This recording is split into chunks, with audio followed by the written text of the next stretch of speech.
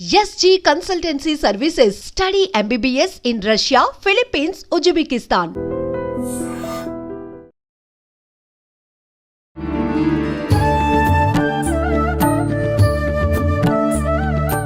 నమస్కారం, welcome to I dream.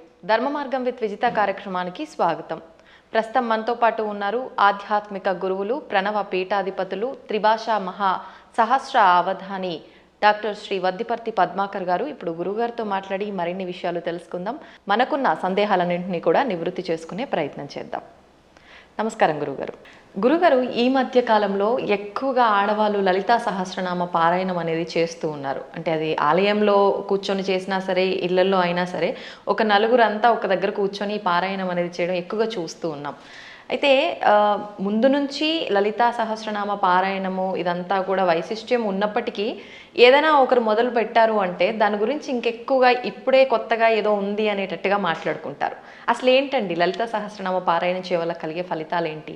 సృష్టౌ yeah సర్గరూప జగదవన విధౌ పాలినీ yeah చ రౌద్రీ సంహారే చాపి యస్యా జగదిదమఖిలం క్రీడనం యా పరాఖ్య పశ్యంతి మధ్యమాథో తదను భగవతీ వైఖరీ వర్ణరూప సాస్మద్వాచం ప్రసన్నా విధి హరిగిరిశారాధితాలంకరోతు. త్రిమూర్తుల చేత కూడా ఆరాధింపబడి అమ్మవారికి నమస్కారం చేసుకుందాం. నిజానికి అమ్మవారి ఉపాసన ఇవాళది ఎప్పటిదీ కాదు, ఎన్నో యుగములుగా వస్తూనే ఉన్నది. పార్వతీమాతని ఎంతో భక్తి శ్రద్ధలతో ఆరాధించినట్టుగా శ్రీరామచంద్రుడు పురాణాల్లో ఉంది. రామాయణంలో కూడా విశ్వామిత్రుడితోటి ప్రయాణం చేస్తున్న రామలక్ష్మణులు దారిలో కుమారస్వామి కథ, గంగావతరణ కథ, పార్వతీ పరమేశ్వరుల కథ ఇవన్నీ శ్రద్ధగా విన్నారా లేదా? అప్పుడు కూడా రామచంద్రుడు పార్వతీదేవిని ఎంతో భక్తితో మనస్సులో ఉపాసించిన వాడే. కాకపోతే ఈ కలియుగంలో ఉన్న మానవుల లక్ష్యం ఏంటంటే కొత్తగా ఒకళ్ళు పారాయణ చేస్తే అదే పారాయణ చేయటం వల్ల ఇదేదో కొత్తగా వచ్చింది అన్నట్టుగా దాన్ని ప్రచారం చేస్తున్నారు. కానీ నిజానికి ఈ సమస్తోప కార్యక్రమాలు కూడా, ఈ ఉపాసనా కార్యక్రమాలన్నీ కూడా ఎప్పుడూ యుగయుగాలుగా ఉన్నాయి. ఇప్పుడు నేను చదివిన శ్లోకం దేవీ భాగవతంలో ఆది మంత్ర శ్లోకం కాబట్టి దేవీ భాగవతం వేదవ్యాసుని చేత రచింపబడింది. దేవీ భాగవతం రెండూ కలిస్తేనే భాగవతం. అది పాండిత్యం ఉన్న వాళ్ళకి తెలుస్తుంది, సంస్కృతం మీద పట్టున్న వాళ్ళకి తెలుస్తుంది. ఇతరుల యొక్క వ్యాఖ్యానాలు చదువుకుని వాళ్ళ శ్లోకాల తాత్పర్యాలు తెలుసుకునే వాళ్ళకి మాత్రం తెలియదు అనుకోండి. అందులో ఈ లలితా సహస్రనామం యుగ యుగాల చరిత్ర కలిగినది. మహానుభావులు ఎంతోమంది ఉపాసించారు. అమ్మవారి గురించిన ఉపాసన మహాభారతంలో ఆదిపర్వంలో కనపడుతుంది, సభాపర్వంలో కనపడుతుంది, అరణ్యపర్వంలో కనపడుతుంది, ఇంకా విరాట పర్వంలో చెప్పేకర్లా. ఇప్పుడు ఈ లలితా సహస్రనామంలో ఉన్న నామములను గుదిగురిచి ఒక స్తోత్రంగా ధర్మరాజు చేశాడు. ధర్మరాజు విరాటరాజు గారి కొలువులోకి వెళ్లే ముందు ఒక ఆలయం ప్రాంగణం దగ్గర నిలబడి అమ్మవారిని 24 శ్లోకాల్లో స్తోత్రం చేశాడు. ఆ తర్వాత వీళ్ళంతా మారువేషాలు వేసుకుని విరాటరాజు గారు కొలువులోకి వెళ్ళారు. కానీ చిత్రం ఏంటంటే నిజానికి అమ్మవారిని స్తోత్రం చేసింది ఎవరు? ధర్మరాజు. ఎక్కడ? మహాభారతంలో విరాట పర్వంలో విరాటరాజు గారి కొలువు దగ్గరికి వెళ్లే ముందనమాట.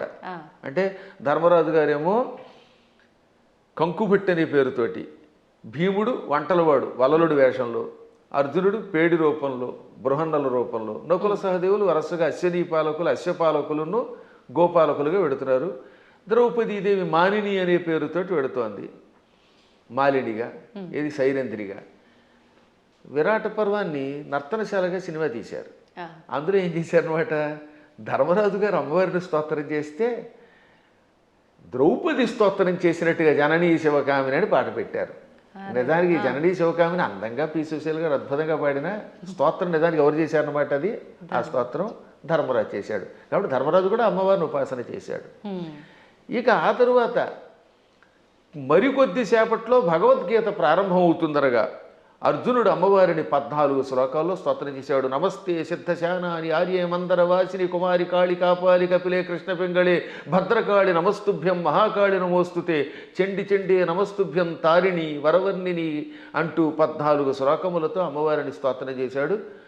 ఆ స్తోత్రాల్లో ఉన్న నామాలన్నీ లలితా సహస్రనామంలోవే. వాటిని ఇంకొక రకంగా గుదిగుచ్చి ఈయన స్తోత్రం చేశాడు. కాబట్టి వీళ్ళు అమ్మవారిని ఉపాసించారు. కాబట్టి అమ్మవారిని ఉపాసించటం అర్జునుడు చేశాడు కృష్ణుడి సలహా మీద, ధర్మరాజు గారు చేశారు. ఇంకా ఆశ్చర్యం, మనందరం ఎంతో ప్రామాణికంగా భావించే భాగవతం ఉందా? అవునండి. ఈ భాగవతంలో ద్వారకా నగరంలో శ్రీకృష్ణ పరమాత్ముడు సత్యభామాదేవి యొక్క తండ్రి సత్రాజిత్ అభాండం వేస్తే అభాండం నుంచి బయటపడడం కోసం వెళ్ళాడు. ఏది? మణి కోసం, శమంతక మణి కోసం. ఆయన ఎప్పటికీ రాకపోతే 28 రోజులు రాలేదు ఆయన. ఆ లోపు అమ్మవారిని స్తోత్రం చేశారు, అమ్మవారిని పూజించారు. ఎవరు? ఆయన భార్య రుక్మిణీదేవి, పక్కనున్నటువంటి మహానుభావుడు దేవకి వసుదేవులు అందరూ కూడా అమ్మవారిని పూజించారు. అప్పుడు అమ్మవారు ఏమంటుంది? బాలామణితో మణితో హేలాగతి వచ్చు వనరు హేక్షణుడనుచు అని అమ్మవారు పలికింది. తొందరలో శ్రీకృష్ణ పరమాత్ముడు భామామణితో వస్తాడు. అక్కడ భామామణి అంటే జాంబవతి, జాంబవతిని తీసుకొస్తాడు, మణితో వస్తాడు, జాంబవంతుడిని జయిస్తాడు, ఆయనకి కీర్తి వస్తుంది అని అమ్మవారు పలికింది. కాబట్టి సాక్షాత్తు శ్రీకృష్ణ పరమాత్ముడు అంతటి వాడు పునఃస్థాపన చేసిన ద్వారకా నగరానికి అధిష్టాన దేవత అంబిక. అంబిక అనే పేరుతో ఉన్నది. ఇది భాగవతంలో ఉన్నది, ఇంకెవరో పద్మాకర్ గారు రాసింది కాదు. కాబట్టి అమ్మవారి ఉపాసన ఎంత ప్రాచీనమో ఆలోచించండి. అలా ప్రాచీన కాలం నుంచి అందరూ అమ్మవారిని ఉపాసిస్తున్నారు. శక్తిని ఉపాసించకుండా ఎవడుంటాడు? ఇప్పుడు వెర్రి పెరిగిపోయి కొట్టుకోవడాలు పెరిగిపోయాయి. కాబట్టి అమ్మ లలితా సహస్రనామాలు, ఈ అమ్మవారి ఉపాసన యుగయుగాల చరిత్ర కలిగినది. అందులో ఇప్పుడు ఏంటంటే కలియుగంలో శక్తి కల్పం అవటం వల్ల ఎక్కువ పెరుగుతుందట. దీనివల్ల ఎక్కువ లాభం కూడా ఉన్నది. ఇప్పుడు మేము ఉన్నాం, నిత్యం చేసేది భాగవత సప్తాహం. నాకు కృష్ణ పరమాత్ముడు ఎంతో, అమ్మవారి ఉపాసనతో చేసే ఉపాసనేమో అమ్మవారిది, కానీ మానసికంగా లోపల కనబడేది కృష్ణుడు. అర్చన అభిషేకం చేసేది శివుణ్ణి. కాబట్టి శివుడైనా కృష్ణుడైనా అమ్మైనా ఉన్నది ఒకే చైతన్య స్వరూపం. ఆ జ్ఞానం కలిగిన వాడు, వాడి స్థాయి వేరు. జ్ఞానం లేనప్పుడు రూపాలతో మాత్రమే కొట్టుకునే అజ్ఞానుల స్థాయి వేరు. అందుకే లలితా సహస్రనామం వీటికి అతీతమైన చైతన్య స్వరూపం అది. ఓకే గురుగారు, ఇప్పుడు మీరు అన్నారు అమ్మవారైనా కృష్ణుడైనా శివుడైనా అంతా ఒకటే శక్తి స్వరూపము, మూర్ఖులు అని చెప్పి. ఈ మధ్య కాలంలోనే నాకు జరిగిన ఒక ఎక్స్పీరియన్స్, నేను ఎక్కువగా శివుణ్ణి ఆరాధిస్తూ ఉంటా. ఎందుకు అనవసరంగా నువ్వు శివుణ్ణి ఆరాధిస్తున్నావు, అమ్మవారిని పట్టుకో, శివుణ్ణి ఆరాధిస్తే ఏం ఫలితం లేదు, వాడు పిచ్చోడు, ఇంకా ఎక్కువ ఇబ్బందులు పెడతాడు అని చెప్పి అన్నారు. దానికి నేను ఏం సమాధానం చెప్పాలంటారు? నేను ఎలా నిర్ణయం తీసుకోవాలంటారు? అవతల మూర్ఖులు అయితే వాళ్ళకి ఏం సమాధానం చెప్పద్దు, మన పని మనం చేసేద్దాం. కొంచెం జ్ఞాని అయితే అజ్ఞానంతో కాకుండా కొంత జ్ఞానం కలిగితే వాడికి సమాధానం చెప్పచ్చు. అందుకే భర్తృహరి సుభాషిత చాలా గొప్పవి. అజ్ఞ సుఖమారాధ్య. అజ్ఞ అంటే ఏమీ తెలియని వాడు ఉన్నాడు, మూర్ఖుడుగా. వాడు మూర్ఖుడు కాదు, ఏమీ తెలియని వాడు. ఏమీ తెలియని వాడికి బాగు చేయొచ్చట. అజ్ఞ అంటే ఏమీ తెలియని వాడు, సుఖం ఆరాధ్య బాగా చెప్పడానికి అర్హుడు. ఏమీ తెలియని వాడు కూర్చోబెట్టి చెప్పచ్చు. అంతే. సుఖతరం ఆరాధ్యతే విశేషజ్ఞ. బాగా చదువుకున్న పండితుడికి చెప్పచ్చు, ఏమీ తెలియని వాడికి చెప్పచ్చు, బాగా తెలిసిన వాడికి చెప్పచ్చు. జ్ఞానలవ దుర్విదగ్ధం బ్రహ్మాపి నరన్నరంజయతి. జ్ఞానలవ దుర్విదగ్ధుడు అంటే అర్థం ఏంటనమాట? తెలుసున్నది ఎంత, లవము అంటే కొంచెం, కొంచెం తెలుసు కానీ అన్నీ తెలుసు అని వాడికి అహంకారం. ఈ మధ్యన అలాంటి వాళ్ళు ఎక్కువైపోయారంట యూట్యూబ్లో. వాడికి ఏం తెలియదు, నాకు తెలుసు అని అహంకారం. అలాంటి మూర్ఖుణ్ణి బ్రహ్మాపి నరన్నరంజయతి. అటువంటి నరుణ్ణి బ్రహ్మ కూడా బాగు చేయలేట. వాడికి ఏం చెప్పలేడు, బ్రహ్మ వచ్చి చెప్పినా వెండవాడు. అందుకే కొంతమంది మూర్ఖులు చూసారా, నేను దేవుడు చెప్పినా చేయను, దేవుడు వచ్చి దిగొచ్చినా విన్నంటాడు. వీడి మొహానికి దేవుడు దిగి వస్తాడా? ఏ దేవుడే కదా, దెయ్యం కూడా దిగిరాదు. అంచేత అటువంటి వాళ్ళకి మనం చెప్పక్కర్లేదు, మన పని మనం చేయాలి. కానీ ఒక గొప్ప అద్భుతమైన శ్లోకం ఆది శంకరాచార్యుల వారు మనలాంటి వాళ్ళ కోసమని దేవి అపరాధ క్షమాపణ స్తోత్రంలో రాశారు. ఆ స్తోత్రం పేరేంటి? దేవి అపరాధ క్షమార్పణ స్తోత్రం. అమ్మా నన్ను క్షమించు అని చిట్ట చివరి చెప్పే స్తోత్రం. అద్భుతమైన స్తోత్రం అది. కొంతమంది వాళ్ళు అది కూడా ఆయన రాయలేదని పిచ్చివాదం చేసేవాళ్ళు ఉంటారు, వాళ్ళని మనం పక్కన పెట్టేద్దాం. కానీ చితాభస్మాలేపో గరళమశనం దిక్పటధర జటాధారి కంఠే భుజగపతిహారీ పశుపతి కపాలీ భూతేశో భజతి జగదీశైక పదవీం భవాని త్వత్పాణిగ్రహణ పరిపాటీ ఫలమిదం. భవాని అంటే ఓ పార్వతి,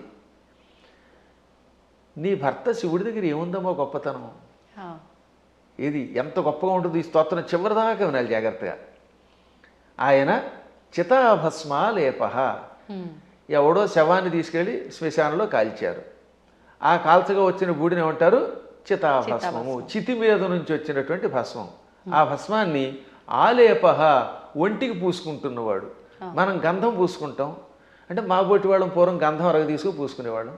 మీ బొట్టి వాళ్ళు ఈ మధ్యన పెర్ఫ్యూమ్స్ వచ్చాయి కదా, కిష్కం కిష్కం అనేది ఏదో కొట్టుకుంటాడు, మళ్ళీ అందులోంచి గాలి వస్తుంది, అందులోంచి వచ్చేది గాలేగా పొగేగా అని మళ్ళీ అడ్వర్టైజ్మెంట్లు. సరే ఏది ఏమైనా మొత్తం మీద సుగంధ ద్రవ్యాలు పూసుకుంటారు. ఆయన మాత్రం ఒంటికి ఏం చేస్తాడు? కాష్టంలో బూడిద పూసుకుంటాడు. పోని ఆహారం ఇడ్లీలో చపాతీలో బూరిలో గారెలో దధ్వజనో తిండు గరళ వశనం విషమే ఆహారంగా స్వీకరించాడు. ఇంకా మంచి బట్టలు కట్టుకుంటున్నాడా? కనీసం పద్మాకర్ గారైనా అంతో ఎంతో మంచి లాల్చీ వేశారు. కానీ ఆయన దిక్కులే వస్త్రం. దిక్కు అంటే తూర్పు మొదలుకు అన్ని దిక్కులు. పటము అంటే వస్త్రం. దిక్పటధర అంటే దిక్కులను వస్త్రముగా ధరించేవాడు. అదే దిగంబరుడు అంటే. దిక్కు అంబరహ దిగంబరహ. అంబరం అంటే వస్త్రం. దిక్కులు వస్త్రంగా ధరించేటంటే అర్థం ఏమిటమ్మా? ఇప్పుడు ఉదాహరణకి ఈ గదే పద్మాకర్ గారికి బట్ట అంటే ఇంక వేరే వస్త్రం వేసుకోలేదు. అది దిక్కులు వస్త్రంగా ధరించేటంటే ఏ బట్టలు లేకుండా ఉన్నాడు. అక్కడికి అది అయిపోయింది. ఇక తర్వాత ఏమంటున్నాడైనా జటాధారి, చక్కగా క్రాఫ్ దువ్వుకోడు, కర్లింగులు లేవు, కటింగులు లేవు, జడలు అట్ల కట్టేసి ఉంటాయి. ఆ అట్టలు కట్టిన జడల్ని ధరిస్తున్నాడు. మెడలో బంగారపు గొలుసు ఒక్కటి కూడా లేదు. భుజగపతిహారి, బుస్సుమని మీదకి వచ్చే కాటురాజు గారిని మెడలో వేసుకున్నాడు ఆయన. పావుని గొలుసుగా వేసుకున్నాడు. పశుపతి, ఇంకా ఆయన ఎవరికి అధిపతి? పశువులకు అధిపతి. చేతిలో చూస్తే ఏ కంచమో ఆకో పుచ్చుకుని వాళ్ళంతా బఫే నడుతున్నారుగా. ఆయన స్వామివారు ఏం చేస్తున్నారట? కపాలం ధరిస్తాడు. భిక్షాపాత్రగా చేతిలో పుర్రిని ధరించాడు, బ్రహ్మ కపాలాన్ని. భూతేశ, భూతాలకు అధిపతి. ఇవన్నీ అవలక్షణాలు పైకి కనపడ్డం. కానీ ఇన్ని అవలక్షణాలున్నా జగదీశైక పదవీం భజతి అంటే సమస్త లోకాలకి ఈశ్వరుడు అవుతున్నాడు. జగదీశ్వరుడు అనగా సమస్త లోకాలకి అధిపతి, చక్రవర్తి. అన్ని లోకాలని పరిపాలించడానికి కావలసిన అర్హతలు వచ్చేసి ఆయనకి. లోకాలన్నిటినీ పరిపాలిస్తున్నాడు. కారణం ఏమిటో తెలుసా? భవాని త్వత్పాణిగ్రహణ పరిపాటి ఫలమిదం. నీ పాణిగ్రహణం చేశాడు, నీ చెయ్యి అందుకున్నాడు అంటే నిన్ను పెళ్లి చేసుకున్నాడు. అమ్మ ఆయనలో అన్ని అవలక్షణాలే, అయినా లోకాలను పరిపాలిస్తున్నాడు. కారణం నిన్ను పెళ్లి చేసుకోవడం. ఇదంతా నీ అనుగ్రహం. అంటే ఇందాకే ఒక ఆవిడ చెప్పిందనోగా, ఏమని? అమ్మవారిని పూజిస్తే లాభం ఆయన దగ్గరే ఉంది అని. ఈ పై శ్లోకం యొక్క తాత్పర్యం ఇలా కనపడుతుంది. అంటే ఇందాక మీరు అన్నట్టు మిడిమిడిగా తెలుసుకొని మాట్లాడే మాట. ఇప్పుడు ఈ శ్లోకంలో ఉన్న అంతరార్థం తెలిస్తే మనకు ఆశ్చర్యం కలుగుతుంది. సామాన్యుడి భాషలో చెప్పాలంటే వాడికి పిచ్చెక్కుతుంది. ఇప్పుడు అమ్మవారిని పార్వతి అనలేదండి. పార్వతి అంటే పర్వతరాజు కూతురు, పుట్టింటి వారి పేరుతో పిలవాల. భవాని అన్నాడు ఆయన. భవాని అంటే అర్థం ఏంటి? భవస్య పత్ని భవాని అంటే శివుడి పెళ్ళామా. దాని అర్థం ఏంటి? మళ్ళీ అక్కడ ఏమంటాడంటే ఆవిడ్ని ఓ శివుడి పెళ్ళామా అన్నాడు. మనకి ఏమనిపిస్తుంది? ఆవిడ పొగిడినట్టు ఏం లేదు. మళ్ళీ వచ్చేసరికి నువ్వు ఎన్ని గొప్ప లక్షణాలు ఉన్నా, నీ వల్ల ఆయనకు గొప్పతనం వచ్చినా నువ్వు శివుడి పెళ్ళానివే. నీ అనేది నీప్ అని ఒకటి ఉంటుంది వ్యాకరణంలో. ఆ నీప్ అనేది కొన్నింటికి చేరితే భార్య అని అర్థం వస్తుంది. ఆ ఏ ఏ పదాలకి? భవ దానికి నీపు చేరితే భవాని, మృడ నీపు చేరితే మృడాని, రుద్ర నీపు చేరితే రుద్రాణి, శర్వ శర్వాణి. వీటికి భార్య అని అర్థం వస్తుంది. అందులో శివాని లేదు. అందుకే శివాని అనే శబ్దం అసాధు. శివాని అని వాడేస్తారు కానీ శివ శబ్దం పక్కన నీపు ఉండదు. భవ, రుద్ర, మృడ, శర్వ ఇది ఆకృతి గణం. వీటికి మాత్రమే చేరితే భవాని, రుద్రాణి, మృడాని, శర్వాణి అవుతాయి. కాబట్టి ఇంత చేసి నువ్వు ఎంత గొప్పదానివైనా, నీ వల్ల ఆయనకి వచ్చినా నువ్వు ఆయన పెళ్ళానివే అని చెప్పడం. ఇంకా పైకి వద్దాం. ఇందాక చెప్పినవి ఈ ప్రపంచంలో ఎవడైనా కాష్టంలో ఉన్న బూడిదను పూసుకుంటాడా?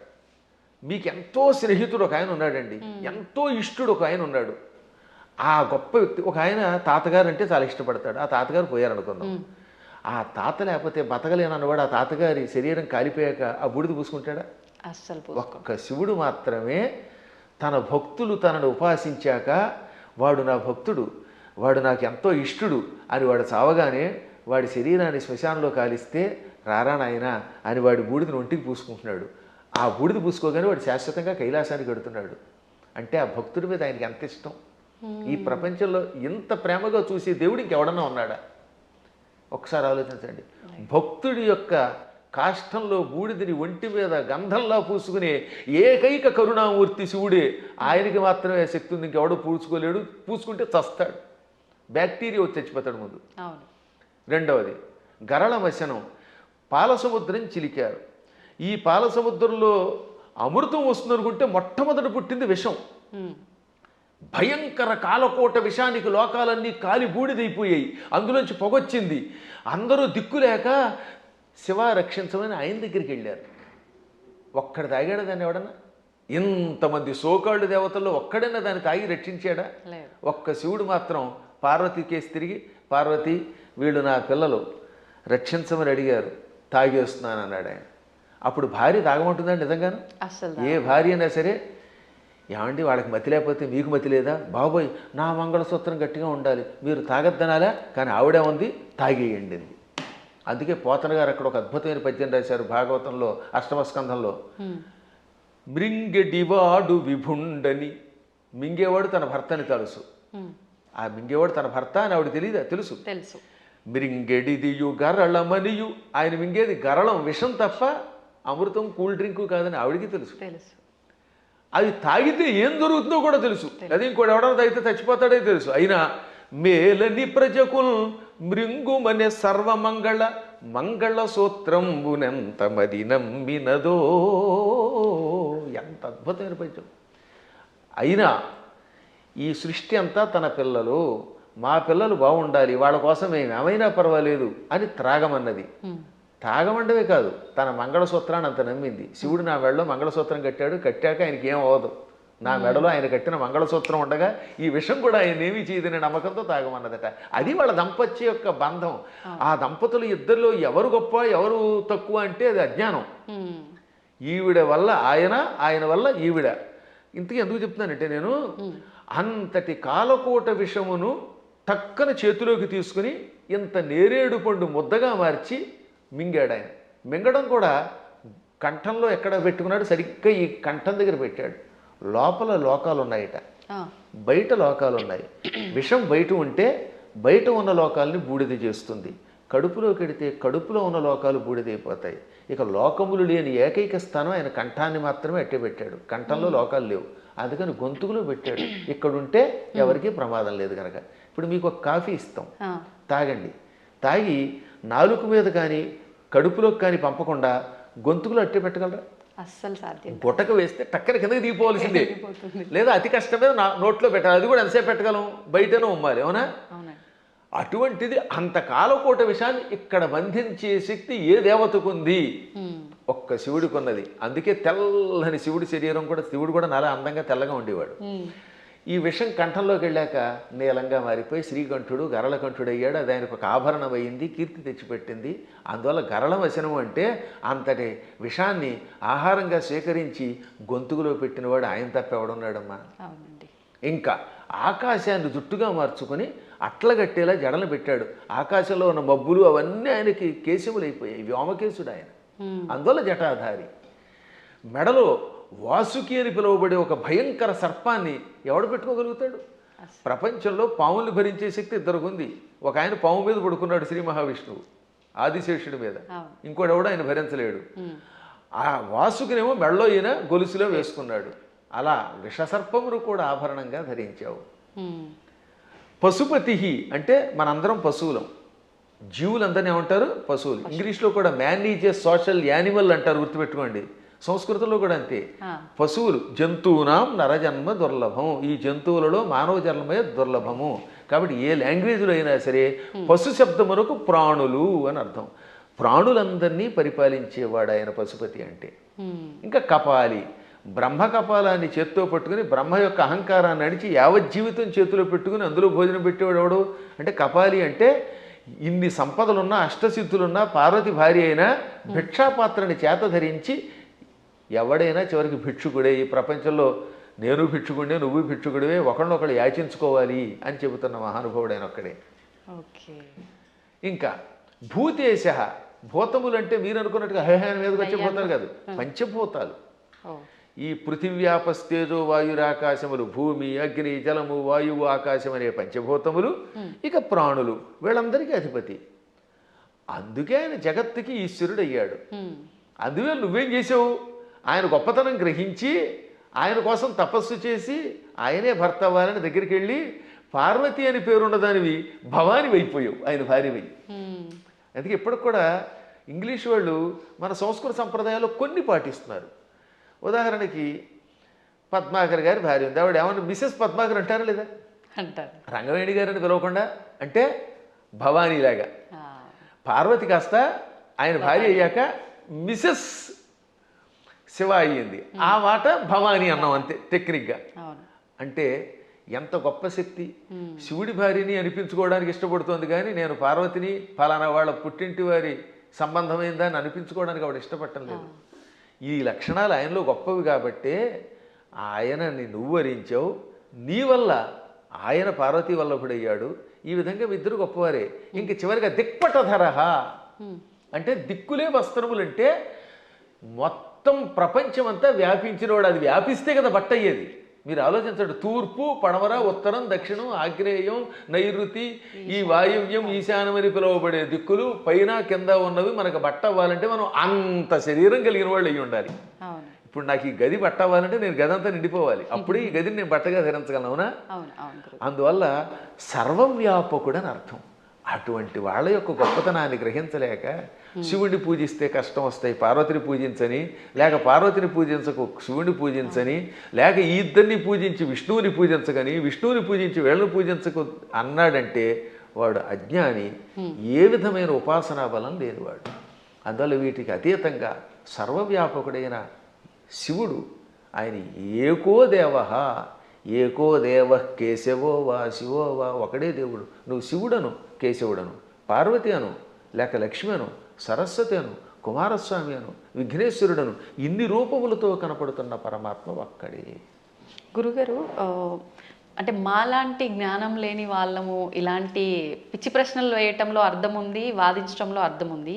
కానీ ఎంతో జ్ఞానం ఉండి నలుగురికి చెప్పే స్థాయిలో ఉన్నవాళ్ళు కూడా కొంతమంది శివకేశవుల ఇద్దరు భేదం చూపించి మేము శైవులము, మేము వైష్ణులము ఇలా మాట్లాడుతూ ఉంటారు కదా, మరి దాని గురించి ఏమంటారండి? అక్కడే అసలు వాళ్ళ జ్ఞానులు అనకూడదు, వాళ్ళు భక్తులు అంతే, మూఢభక్తులు.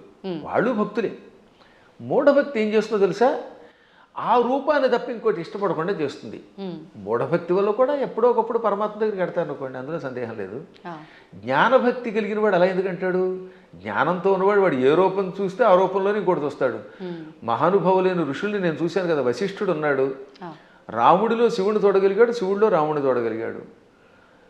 కైలాసాల్లో వైకుంఠం చూడగలిగాడు, వైకుంఠంలో కైలాసాన్ని చూడగలిగాడు. అమ్మవారి దగ్గరికి వెళ్ళారు. దుర్వాసుడు అన్ని లోకాలకి వెళ్ళాడు. విశ్వామిత్రుడు అలా అన్నీ చూడగలిగాడు. వాళ్ళు జ్ఞానులు. ఇంకా మూఢభక్తులు అంటే ఏమిటనమాట? నేను ఆ రూపమును తప్ప ఇంక దేన్ని చూడండి అంటాడు ఆయన. ఆ ఆశ్చర్యం ఏమిటంటే తులసీదాసు గారు తన ఆత్మచరిత్ర రాసుకున్నాడు. ఆయన బృందావనం వచ్చాడు. అక్కడ కృష్ణుడు కనపడగానే కళ్ళు మూసుకున్నట్ట. ఏమి నాయనా నన్ను చూడగానే కళ్ళు మూసుకున్నావు, నన్ను ఎందుకు చూడటం లేదంటే నేను రామభక్తుడిని, రాముడిని తప్పేవాడిని చూడన్నాడు. అప్పుడు ఆ కృష్ణుడు ఏమన్నాడు? రాముడైనా కృష్ణుడైనా నేనే కదా, నువ్వు భాగవతం చదివిన వాడివి, నేను ఎన్నో అవతారాలు ఎత్తానని నీకు తెలుసు కదా అంటే అన్నీ నాకు అనవసరం, నువ్వే అన్ని రూపాలు, నువ్వే మత్స్య కూర్మాది సమస్త అవతారాలు ధరించావు, అయినా నేను రాముడి తప్ప చూడను, నాకు ఆ కోదండం పుచ్చుకుని ఏకపత్నిరతుడిగా ఉన్న రాముడే కావాలి, కృష్ణుడు వద్దన్నాడు. అప్పుడు ఆయన నవ్వి రాముడిగా, ఇది కృష్ణ విగ్రహంలో ఉన్న స్వామివారు రాముడిగా దర్శనమిచ్చాక అప్పుడు నమస్కరించాడు. అప్పుడు ఆయన కనువిప్పు కలగజేసి, పిచ్చివాడా, పువ్వులు వేరైనా ఏ పువ్వుతో చేసినా పూజ ఒకటే కదా, అంతే అండి. ఎదురుగుండా నువ్వు ఒక విగ్రహం పెట్టుకున్నావు, ఒక్కోసారి గన్నేరు పువ్వులు, ఒక్కోసారి మందార పుష్పాలు, మరోసారి ఏమో సంపంగులు ఇలా దొరుకుతాయి. ఏ పుష్పంతో పూజ చేసినా పూజ ఒకటే, పువ్వులు వేరైనా పూజ ఒకటే. అలాగే మూర్తులు వేరైనా అందులో ఉన్న చైతన్యం ఒకటే. ఈ మాత్రం జ్ఞానం లేకపోతే నీకు ఎప్పటికీ మోక్షం వస్తుందనగా అప్పుడు పశ్చాత్తాపంతో ఆయన రాముడైనా కృష్ణుడైనా ఒకటే అని హిందీలో ఒక స్తోత్రం రాశాడు. దాన్ని తెలుగులోకి అనువాదం చేసి శ్రీకృష్ణాంజనేయ యుద్ధం అని ఒక సినిమా ఉందిరండి. అందులో చాలా అద్భుతంగా రాశారు. ఘంటసాల వారు చాలా బాగా పాడారు. చిట్ట చివరిలో ఆంజనేయుడు జ్ఞానోదయం పొందినట్టుగా ఆ పాట పెట్టారు. పూలు వేరైనా పూజ ఒకటని నేటికి తెలిసెను ఓ దేవా, రాముడవైనా కృష్ణుడవైనా ఆదిదేవుడవు నీవేనయ్యా, రాముడవైనా కృష్ణుడవైనా ఆదిదేవుడవు నీవేనయ్యా, హరే రామ హరే కృష్ణ హరే రామ హరే కృష్ణ హరే రామ హరే కృష్ణ. అందుకని మన వాళ్ళు హరే రామ హరే కృష్ణ అన్నారు. పరమాత్మ ఒకటే. కానీ మూఢత్వం ఉన్నంత వరకు, పూర్వజన్మ యోగం ఒకటి ఉన్నంత వరకు చచ్చిన ఈ సత్యాన్ని వాడు అంగీకరించలేదు. కర్మ. ఏ నదుల్లో కూడా రండి, అదే గంగాజలం. గంగో చోట, ఇంకో చోట కృష్ణ, ఓ చోట గోదావరి, మొత్తం మీద నీరే. కొంచెం భేదాలు ఉంటాయి. ఎందుకనంటే ఆ ప్రాంతాన్ని బట్టి, మూలికలు బట్టి. గంగ గంగే, ఇంకో దక్షిణ గంగ గంగే. కానీ వీటిలో ఎన్ని కొలుస్తున్నాయి? మనం కూడా అలాగే మూర్తులలో ఉన్నప్పుడు ఆ భేదాలను బట్టి ఒక్కొక్క రూపంలో ఒక్కొక్క పని చేస్తాడు.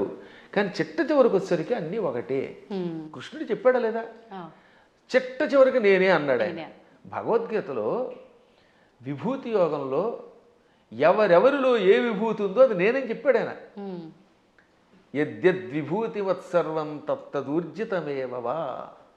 ఎవరెవరిలో ఏ శక్తులున్నాయో నావే అని చెప్పడానికి వరుసగా చెప్పుకొచ్చాడు అనమాట. మృగాణాంచ మృగేంద్రోహం, జంతువులలో సింహాన్ని నేను, మృగాలలో సింహాన్ని నేను. వైనతేయశ్చ పక్షిణాం, పక్షులలో గరుత్మంతుణ్ణి నేను. ప్రహ్లాదశ్చాపి దైత్యానాం, రాక్షసులలో ప్రహ్లాదుణ్ణి నేను. అలా కవులలో ఉసినసుణ్ణి అంటే శుక్రాచార్యుణ్ణి నేను. బుద్ధిమంతులలో బృహస్పతిని నేను. చివరికి బృహస్పతి శుక్రుడు కూడా ఆయనే. అలాగే శంకరశ్చాపి రుద్రాణం, ఏకాదశి రుద్రుల్లో శంకరుణ్ణి నేను. అర్థమైందా? చివరికి శివుడు కూడా నేనే. ఆ విధంగా సమస్తం నేనే. కాబట్టి ఆయన కానిదంటూ ఏమీ లేదు. గురుగారు, భగవంతుడు ఇప్పుడు ఇన్ని రూపాల్లో ఉన్నాడు. శివుడైనా విష్ణువైనా భేదమే లేదు. కానీ విష్ణుమూర్తి అవతారాలలోనే, కొన్ని అవతారాలలో, దశావతారాలలో రాముడు కృష్ణుడు కూడా ఆయన అవతారమే. కానీ వాళ్ళు దేవుళ్ళు కాదు, మానవులు. వాళ్ళు దేవుళ్ళు అనకూడదు, ధర్మానికి ప్రతిరూపాలుగా మనం భావించాలి అని అంటూ ఉంటారు. దాన్ని ఎలా తీసుకోవచ్చు అంటారు? ఇది ఒక పెద్ద సమస్య అని చెప్పాను కదా. ఈ పెద్ద ఎవడికి వాడు మేధావి అయిపోవడం వల్ల వచ్చిన పని. భగవంతుడు శ్రీ మహావిష్ణువు 22 అవతారాలు ఎత్తాడు. ఎన్ని? 22.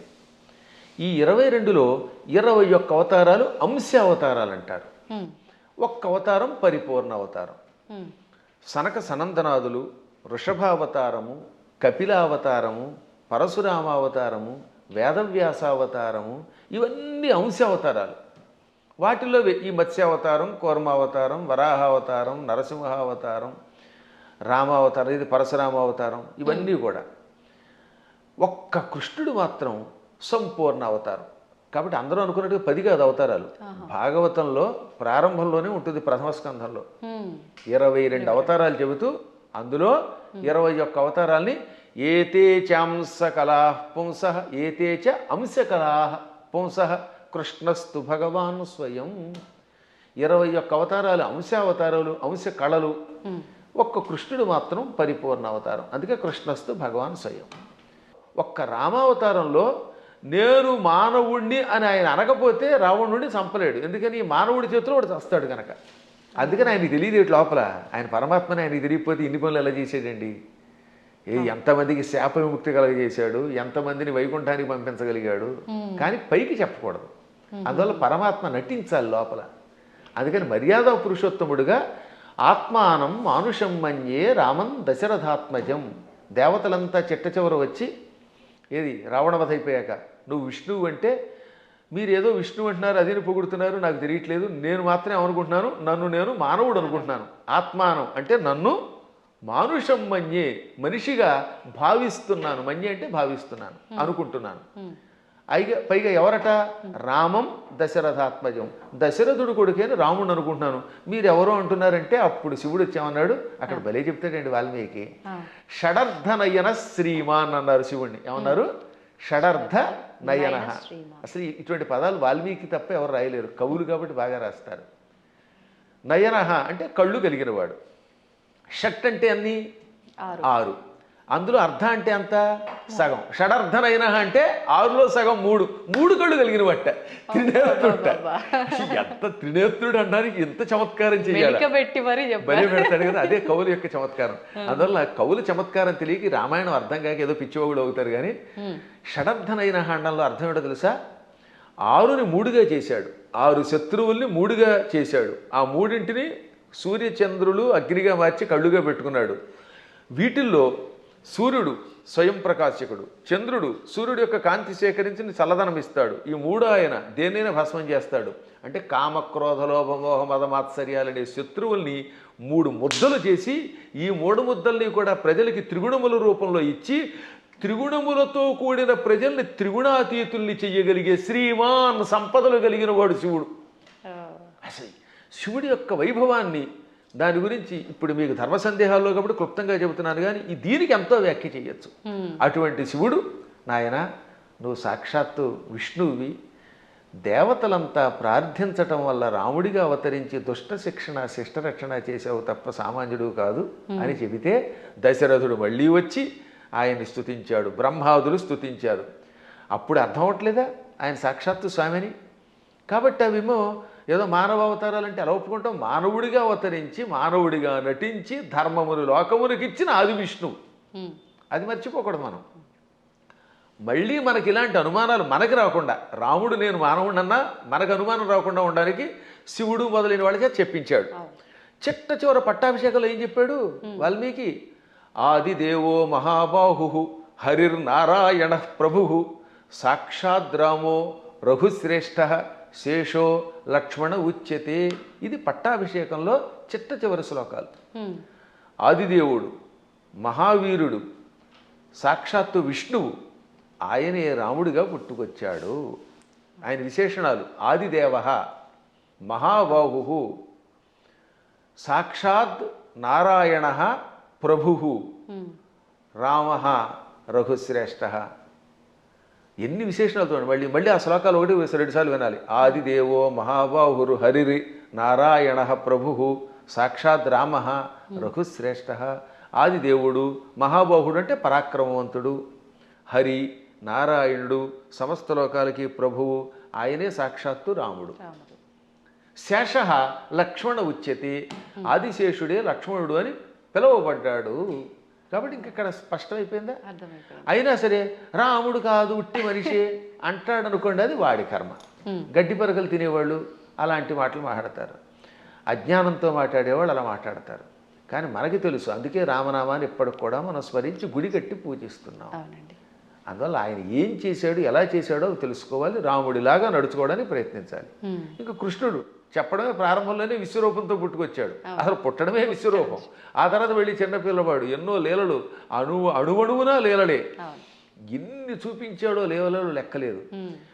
ఒకసారి ఏమో మామూలుగా నేను చిన్నపిల్లాడిని అంటాడు, నాకు పెద్దవాళ్ళు మీరు దండం పెట్టడం ఏమిటంటాడు అని వెంటనే గోవర్ధన పర్వతం ఎత్తుతాడు. ఇది అక్రూరుడు వచ్చాడులేండి.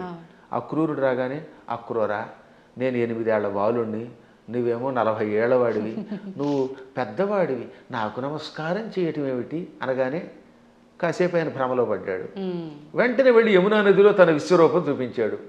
వెంటనే తాను మరిచిపోయి స్తోత్రం చేసి, నేను పెద్దాడిని ఏంటి, నువ్వు పిల్లవాడు ఏమిటి, సమస్త లోకాలకి నువ్వే తండ్రి బాబోయ్ అన్నాడు ఆయన. ఇన్ని లీలలు చూపించిన పరమాత్ముడు. ఇటువంటి వాళ్ళు మనుషులు అంటే ఆ అన్నవాళ్ళ యొక్క విచక్షణ వదిలేయాలి తప్ప ఇంక మనం ఏం అనలేమంతే. గురుగారు, అంటే ఇది అంటే మూర్ఖంగా ఉంటుందేమో ప్రశ్న, కానీ మీరు ఇప్పుడు చెప్పిన దాంట్లోంచి నాకు అనిపించింది, అంటే ఆయన భగవంతుడే మానవుడిగా ఉండి మానవుడిగా నటించి ఆయన చేయాల్సిన కార్యం చెయ్యాలి అని చెప్పి, అంటే ఒక రకంగా ఇక్కడ వాళ్ళ అసలుని దాచేసి ఇంకో రూపంలో వచ్చి కార్యాన్ని నిర్వర్తించాలి అక్కడ. మోసం చేసినట్టేనేమో, అంటే మన మానవుల భాషలో భగవంతుడే మోసం చేశాడు, మరి నేనెందుకు చేయకూడదు, నేను మోసం చేస్తే తప్పంటారు, ఇది అధర్మం అంటారు అనొచ్చు కదండి, దానికి ఏం చెప్తారు? ఇప్పుడు మీరు మోసం చేశారు అనుకుందా, కాసేపు ఎవరిదో బ్యాంక్ అకౌంట్లో హ్యాక్ చేసి డబ్బులు లాగేశారు, అందుకే ఈ మధ్య నా అకౌంట్లో ఎవరికి ఇవ్వట్లేదులేండి. ఇప్పుడు ఇచ్చిన డబ్బుని మళ్ళీ మీరు రెట్టింపు ఇవ్వగలరా? కానీ శ్రీకృష్ణ పరమాత్ముడు కాసేపు మానవుడిలా నటించి కాసేపు మాయ చేశాడు, ఆ తర్వాత వాళ్ళని తీసుకెళ్ళి రక్షించాడు లేదా? వాళ్ళ గురువు గారిని కాసేపు నేను సామాన్య బాలుడిని అన్నట్టుగా నటింపజేసి కాసేపు మాయబుచ్చాడు, వాళ్ళ అబ్బాయిని బతికించిచ్చాడు లేదా? అలాగే గోపాలకులంతా ఉన్నారు అక్కడ, వాళ్ళందరి దగ్గర కాసేపు చిన్నపిల్లాడిలాగా మాయబుచ్చాడు. కానీ కష్టం రాగానే ఇంద్రయాగం ఆపేసిన వెంటనే ఇంద్రుడు వర్షం కురిపించాడు హోరాత్రులు, అవునా? ఆ సమయంలో గోవర్ధన పర్వతాన్ని కుడి చేత్తో పైకెత్తి వాళ్ళని రక్షించాడు లేదా? చిటికిన వేలుతో ఎత్తలేదు, చిటికిన వేలు, ఇంకేదో బొటన వేలు, వాడి మొహం, ఇలాంటివన్నీ ఎవడికి తోచింది వాడు చెప్తాడు. కరేణైకేన అన్నారు, అంటే ఒక చేత్తో, అది కూడా దక్షిణ హస్తేన, 2 సార్లు వ్యాసుడు రాశాడు. తెలుగులో కూడా గోవర్ధన గిరి ఎత్తెన్ చక్క నొక్క కేలన్ లేలన్ అని పోతన గారు అనువాదం చేశాడు. మళ్ళీ అది ఏ చెయ్యో మనకి తెలియదు కదా, అందుకని తర్వాత పద్యంలో వలకేలదాల్చి అంటే కుడి చేత్తో ఎత్తి విపుల ఛత్రంబుగా బట్టి అన్నాడు, చేత్తో ఎత్తాడు ఆయన. పర్వతాన్ని 7 రోజులు ఎవరెత్తగలరు? అప్పుడు వాళ్ళకి అర్థమైందా లేదా? కాబట్టి పరమాత్ముడు ఎప్పుడు నేను పరమాత్ముడిని భూలోకంలో ఉన్నప్పుడు చూపిస్తే తన లీలలో, అప్పుడు అవతల వాళ్ళు ఈయంతో సన్నిహితంగా మెలగలేరు. ఇప్పుడు మీ పై ఆఫీసర్ ఎప్పుడు స్ట్రిక్ట్గా నేను ఆఫీసర్ని కూర్చుంటే మీరు ఏం ఉద్యోగం చేస్తారు? ఈ దిక్కుమాలాడు శాడిస్ట్ దొరికాడు అంటారా లేదా? అంటారండి. ఏడిపించేస్తే మీకు స్వేచ్ఛ ఇవ్వాలి. అందువల్ల ఆఫీసర్, బహుశా మీదైనా ఆఫీస్ అనుకుంటున్నాను, నాకు తెలియదు అది. ఒకవేళ ఇతరుల దగ్గర ఉద్యోగం చేస్తే ఆ ఉద్యోగం చేసినంతసేపు అవతల వాడు ప్రేమగా చూడాలి. ఇప్పుడు నా దగ్గర చాలామంది పనిచేస్తున్నారు, అర్చకులు పనిచేస్తున్నారు. నాతో పాటు మీరు చూశారు కదా, నాతో పాటు ఓ సహాయకుడు వస్తాడు రాజు. మా అర్చకులు సాయి మనోజ్ కానీ లేకపోతే పవన్ శర్మ కానీ, వీళ్ళు నన్ను ప్రేమగా తండ్రిలా భావించి కూడా ఉంటున్నారు కాబట్టి ఇంత హాయిగా ఉంటున్నారు. వాళ్ళు ఎందుకు ఖర్చు పెట్టారు, ఎలా చేశారు నేను అడగను, అప్పుడు వాళ్ళు ఇంకా నిజాయితీగా ఉంటారు. అవునండి. ఇంట్లో వంటకి మాకు చిన్నప్పుడు ఒక ఆయన ఉండేవాడు, ఒక హౌస్లో ఉండేవాళ్ళండి. ఆయన కోటీశ్వరుడు, బంగారపు అధిపతి. వంట ఆవిడకి వేరుశనగ గుళ్ళు ఇచ్చి ఎన్ని గుళ్ళు ఖర్చు పెట్టేవారు వాడు. ఆయన ఎన్ని గ్రాములు కాదు, 100 గింజలు ఇచ్చి ఈ పూటకి 10 గింజలు, రేపు మళ్ళీ పోపులో 10 గింజలు, 10 మినప గింజలు, 10 శనగ గింజలు ఉన్నారు. అయ్యో మీ అదృష్టం వల్ల మీకు మంచి వాళ్ళు దొరుకుతున్నారమ్మా, నా బొట్టి వాళ్ళు మహానుభావులు దొరుకుతారు కాబట్టి మీకు తెలియట్లేదు. కానీ బయట ఇలాంటి పిసినగొట్లే ఎక్కువ మంది ఉన్నారు. కాబట్టి ఎందుకు చెప్తానంటే ఈ లెక్కలన్నీ అడిగితే ఆ వంట ఆవిడ ఇంట్లో పని చేయగలదా? అస్సలు చేయలేదు. ఆఫీసర్ల దగ్గర మనం ఉద్యోగం చేయగలమా? అందువల్ల ఏమవుతానమాట, వాళ్ళు బిగుసుకుపోయి స్ట్రిక్ట్గా ఉండి అనుక్షణం ఏడిపిస్తే మనం చేయలేము. అందుకని పరమాత్మ స్నేహితుడిగా, కొడుకుగా, కొన్ని చోట్ల తండ్రిగా, కొన్ని చోట్ల మిత్రుడిగా, కొంతమందికి భర్తగా, మరికొంతమందికి ఇంకో రకంగా, ఇన్ని రకాలుగా నటించి వాళ్ళల్లో ఒకడై సామాన్యుడిలో ఉన్నాడు. అది ప్రేమగా వాళ్ళతో నటించడం తప్ప మోసం చేయటం కాదు. అలా వాళ్ళతో ప్రేమగా ఉండి వాళ్ళ చేత సేవ చేయించుకుంటూ లేక తాను సేవ చేస్తూ కష్టాలు వచ్చినప్పుడు కష్టాలు తొలగించి కొందరికి మోక్షం ఇచ్చి కొందరికి సంపదించి కాపాడాడు. ఇప్పుడు కుచేలుడు ఉన్నాడు, కుచేలుడికి అడగకుండానే ఇక్కడ నుంచే ఇళ్ళు పంపాడు. స్థలం కొనలేదు, రిజిస్ట్రేషన్ లేదు, మున్సిపాలిటీ వాళ్ళకి ప్లాన్ అప్రూవల్కి పంపడం లేదు. కుచేలుడి దగ్గర గుప్పుడు అడుగులు తినగానే అక్కడ ఆయన ఇంట్లో, కుచేలుడి యొక్క నగరాన్ని ఇప్పుడు పోరుబందర్ అంటారు, గాంధీ గారి కుటుంబానికి దగ్గరలోనే ఉంటుంది అది, ఆ ఆలయం ఎప్పటికి కూడా, అది కుచేలుడి ఇల్లు. 7 అంతస్తుల బిల్డింగ్ ఇచ్చేసాడు. అలా ఇవ్వగలిగితే అప్పుడు మనం చెయ్యాలి. అందువల్ల మనం మోసం చెయ్యడం ఎలాగా అనేది కథల్లో నేర్చుకుంటున్నాం, కానీ ప్రేమ చూపించడం, మహిమలు చూపించడం నేర్చుకోవట్లేదు. కాబట్టి శ్రీకృష్ణ పరమాత్ముడు చేసినట్టుగా మనం ఎక్కడ చేయగలుగుతాం? 16,000 మంది రాజకన్యకల్ని నరకాసురుడు జైల్లో పెట్టి హింసించి మానభంగం చేసి ఏడిపించాడు. పాపం దిక్కు లేకుండా అయిపోయారు. ఆ నరకాసురుడిని చంపాడు. చంపగానే ఆ చెరసాల్లో ఉన్న వాళ్ళంతా బయటకు వచ్చారు. ఇంటికి వెడితే మమ్మల్ని ఆదరించేవాళ్ళు లేరు. కొంతమందిని భర్తల్ని చంపి పట్టుకొచ్చాడు, తల్లిదండ్రులు చంపి కొంతమందిని పట్టుకొచ్చాడు. ఇలా రకరకాలుగా తీసుకొచ్చాడు, అత్యాచారం చేశాడు. ఇప్పుడు ఇంటికి వెడితే ఎవరు ఆదరిస్తారు? భర్తలా రానివ్వరు, తల్లిదండ్రులు ఉన్నారో లేదో తెలియదు, మాకు గౌరవం ఉండదు సంఘంలో. అందుకని మమ్మల్ని రక్షించమని మనస్సులో కోరుకుంటే ఈ 16,000 మందిని ఒకేసారి 16,000 మంటపాలు కట్టించి, 16,000 పెళ్లి మంటపాలు, వేదికలు కట్టించి 16,000 మంది మెడలో ఒకేసారి 16,000 రూపములతో మంగళసూత్రం కట్టి పెళ్లి చేసుకున్నాడు. ఇలా చేయమని చూద్దాం ఎవడన్నా? నువ్వు కృష్ణుడిలాగా 16,000 మందిని పెళ్లి చేసుకుంటానంటే 16,000 మందికి ఒకేసారి తాళి కట్టగలవా? ఇన్ని మండపాలు ఒకేసారి ఏర్పాటు చేయగలవా? అందరి ఇళ్లలో ఉండగలవా? వాళ్ళందరినీ ఇలా గౌరవంతో కాపాడగలవా? చేయలేవు నీ మొహం. అందువల్ల కృష్ణుడితో పోల్చుకోవాలంటే నీ లెవెల్ అలా ఉండాలి. ఇంకొక విషయం చెప్పాలి ఇక్కడ. ఒక రోజున నారదుడు అంతటి వాడికి అనుమానం వచ్చింది. ఎందులో? భాగవతంలోనే. మళ్ళీ ఇంకో పురాణం కాదు, భాగవతంలోనే ఒక రోజున నారదునికి కృష్ణుడి మీద అనుమానం వచ్చింది. ఏది ఇంత నిత్యం నారాయణ అని ఆయనకు కూడా మాయ. ఇదే మాయ అంటే. ఇప్పుడు మీరు నా ఎదురుగుండా కూర్చున్నా మీరు అప్పుడప్పుడు నన్ను కూడా సామాన్యుడని ఎలా మాయలో పడిపోతూ ఉంటారో అలాగా కృష్ణ పరమాత్ముడి నామస్మరణం చేసే నారదుడు కూడా కృష్ణుడిని సామాన్యుడు కదా, ఇంతమంది భార్యలతో ఎలా వేగుతున్నాడు, 16,108 మందితో ఎలా వేగుతున్నాడు పరిశీలించాలనిపించింది. ఇది మాయ అంటారు దీన్ని. అందుకని వెంటనే ముందు ఏం చేశాడు? రుక్మిణీ మాత ఇంటికి వెళ్ళాడు. రుక్మిణీదేవి ఇంట్లో ఇద్దరు రుక్మిణీదేవి గదిలో ఒక మంచం మీద కూర్చొని సరదాగా పాచికలు ఆడుకుంటున్నారు, జోదం ఆడుకుంటున్నారు. రావోయ్ నారద అన్నాడు ఆయన.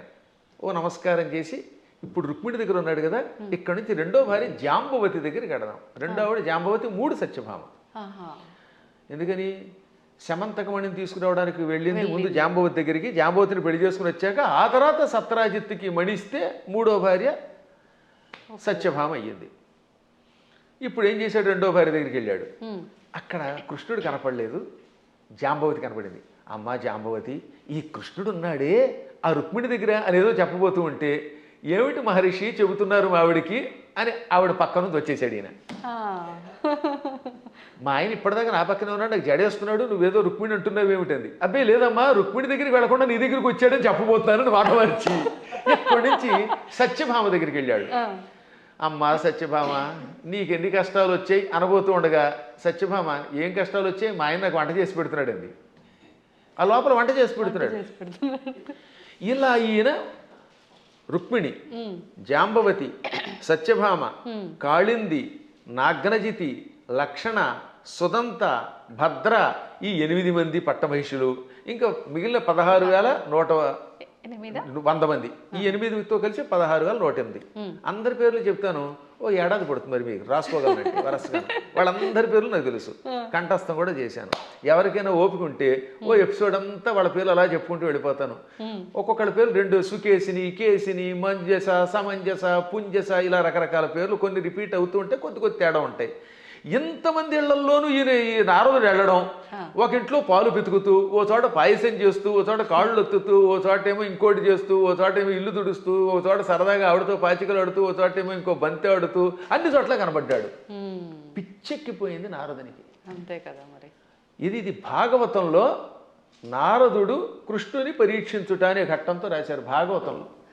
అప్పుడు ఆయనకి జ్ఞానోదయమై, నేను నిరంతర హరినామస్మరణం చేసిన వాడిని, నారాయణుడు సర్వాంతర్యామని తెలుసు. అసలు విష్ణు అనే శబ్దం మనకు అర్థం ఏంటి? వ్యాపకశీలత్వాత్ విష్ణు, అంతటా వ్యాపించి నిండి ఉన్నవాడు కనుక విష్ణు అని పేరు. ఆయన భక్తుణ్ణి ఆయన ఎక్కడున్నాడు, అక్కడున్నాడా లేదా అని పరిశీలించడం ఏమిటి అని అజ్ఞానంలో పడ్డానని గ్రహించి వెంటనే కాళ్ళ మీద పడి స్తోత్రం చేస్తాడు. అంటే నారదునికే మాయ కలిగితే ఇక మనకి రావడంలో ఆశ్చర్యం ఉంది. కాబట్టి అన్ని చోట్ల ఉంటాడు ఆయన. ఆయన స్థాయిని మనతో పోల్చుకుని ఆయన ఎలా ప్రవర్తిద్దామంటే, పులిని చూసి నక్క వాతలు ఎట్టుకుంటే వాతలు మిగులుతాయి, ఉన్న చర్మం పోతుంది, కానీ పులి మచ్చలు రావు. గురుగారు, ఇప్పుడు మీరు చెప్పిన దాన్ని బట్టి కృష్ణుడు ఆయన భార్యలతో ఉన్నది ఒక ఉదాహరణగా మాకు అర్థమవడం కోసం చెప్పినా అది వినటానికి అయితే చాలా బాగుంది. ప్రస్తుత రోజుల్లో నిజంగా భార్యాభర్తల బంధం అలా లేదని చెప్పాలి. అంటే అందరూ అని కాదు, కొంతమంది ఒక మిత్రుల్లా ఉండాలి అంటే సమయానికి తగ్గట్టుగా ఇద్దరు భార్యాభర్తలు అన్యోన్యంగా అలా ఉండాలి, కానీ అలా ఉండట్లేదు. ఎందుకని అంటారు? ఇప్పుడున్న కారణం ఏంటి చెప్పమంటారమ్మా? అసలు సగం సినిమాలే పాడి చేస్తున్నాయి కొంత, ఇప్పుడు సినిమాలు మరికొంత. మనుష్యులలో ఆర్థిక స్వాతంత్రం వచ్చేసింది. పిల్లల్ని చిన్నప్పటి నుంచి గారంగా పెంచడం తల్లిదండ్రులు చేస్తున్నారు, సందేహం లేకుండా పెంచాలి. కానీ అదే సమయంలో భార్యాభర్తల బంధం ఒకరితో ఒకరు ఎంత జాగ్రత్తగా ఉండాలి, క్షణికోద్రేకాలతో కోపాలు తెచ్చుకుని తిట్టుకోకూడదు అనేది చిన్నప్పటి నుంచి చెప్పట్లేదు కదా. ఇప్పుడు పూర్వం రుక్మిణీ కృష్ణుల కథ, సీతారాముల కథలు చిన్నప్పటి నుంచి నూరిపోసి ఏదన్నా చిన్న చితక గొడవలు వస్తాయి. భార్యాభర్తలకు తగాదాలు లేకుండా ఎలా ఉంటాయి? సతీదేవి కూడా శివుడి మాట వినకుండా వెళ్ళిపోయిందా లేదా? ఒక్కసారి సతీదేవి శివుడు వద్దంటున్నా వినిపించుకోకుండా పుట్టింటికి చూడడానికి యజ్ఞానికి వెళ్ళింది, శరీరం విడిచిపెట్టింది. భర్తకు దూరం అయితే చివరికి మిగిలేది అదే. డబ్బు సంపాదించవచ్చు, నువ్వు ఇంకేదైనా పలుకుబడుతూ ఉండొచ్చు, కానీ భార్యాభర్తలు ఇద్దరు ఐకమత్యంతో ఉండడం వల్ల వచ్చే ఆనందం వేరనే కథలు చెప్పేవారు పూర్వం. మా చిన్నప్పుడు ఇలాంటి కథలే చెప్పేవారు. అందువల్లే పూర్వం ఒకసారి పెళ్లి చేసుకుంటే యావత్ జీవితం వాళ్లే దంపతులు. ఇప్పుడు 16 రోజుల పండుగ గడిస్తే గొప్ప. తొలినాడు ఏదో హడావిడి, మలినాడు మడావిడి అన్నట్టుగా అయిపోతుంది. 16 రోజుల తర్వాత మళ్ళీ ఇద్దరు విడిపోతున్నారట. కొట్టుకోవడాలు, తిట్టుకోవడాలు, ఇవన్నీ కొంత తల్లిదండ్రుల యొక్క పెంపకం లోపం, కాల ప్రభావం, మీడియా ప్రభావం అన్నీ ఉన్నాయి, ఒకదాని మీద ఒకటి పడుతున్నాయి. కానీ దైవానుగ్రహం వల్ల మళ్ళీ పూర్వపు లక్షణం వస్తుందని నాకు నమ్మకం. అందువల్ల నా ఉద్దేశంలో చిన్నప్పటి నుంచి పిల్లలకి చక్కని కథలు చెప్పాలి. వస్తాయి తగాదాలనైనా, కానీ అయినా కలిసి ఉండండి. ఎప్పుడైనా భార్య కోపం వచ్చినప్పుడు భర్త తగ్గాలట, భర్త కోపం వచ్చినప్పుడు భార్య తగ్గాలి. ఈవిడేమో తోసుంటా అంది, ఈవిడ తోసుంటా అన్నాడు, ఇంకేముంది, రెచ్చిపోతే కొట్టుకుపోతారు. ఇంకా విడాక్ విడాక్ విడాక్ అయిపోయింది. దీనివల్ల ఏమిటి సాధిస్తున్నారు చివరికి? ఒక్క ఇంట్లో సుఖంగా ఉంటున్నారా? ఇవాళ కలియుగంలో గుండెకాయ లబ్ డబ్ అని కొట్టుకోవడం మానేసింది. పూర్వం గుండెకాయ లబ్ డబ్ అని కొట్టుకునేది, ఇప్పటికీ చేయేస్తే లబ్ డబ్ అని ఉంటుంది.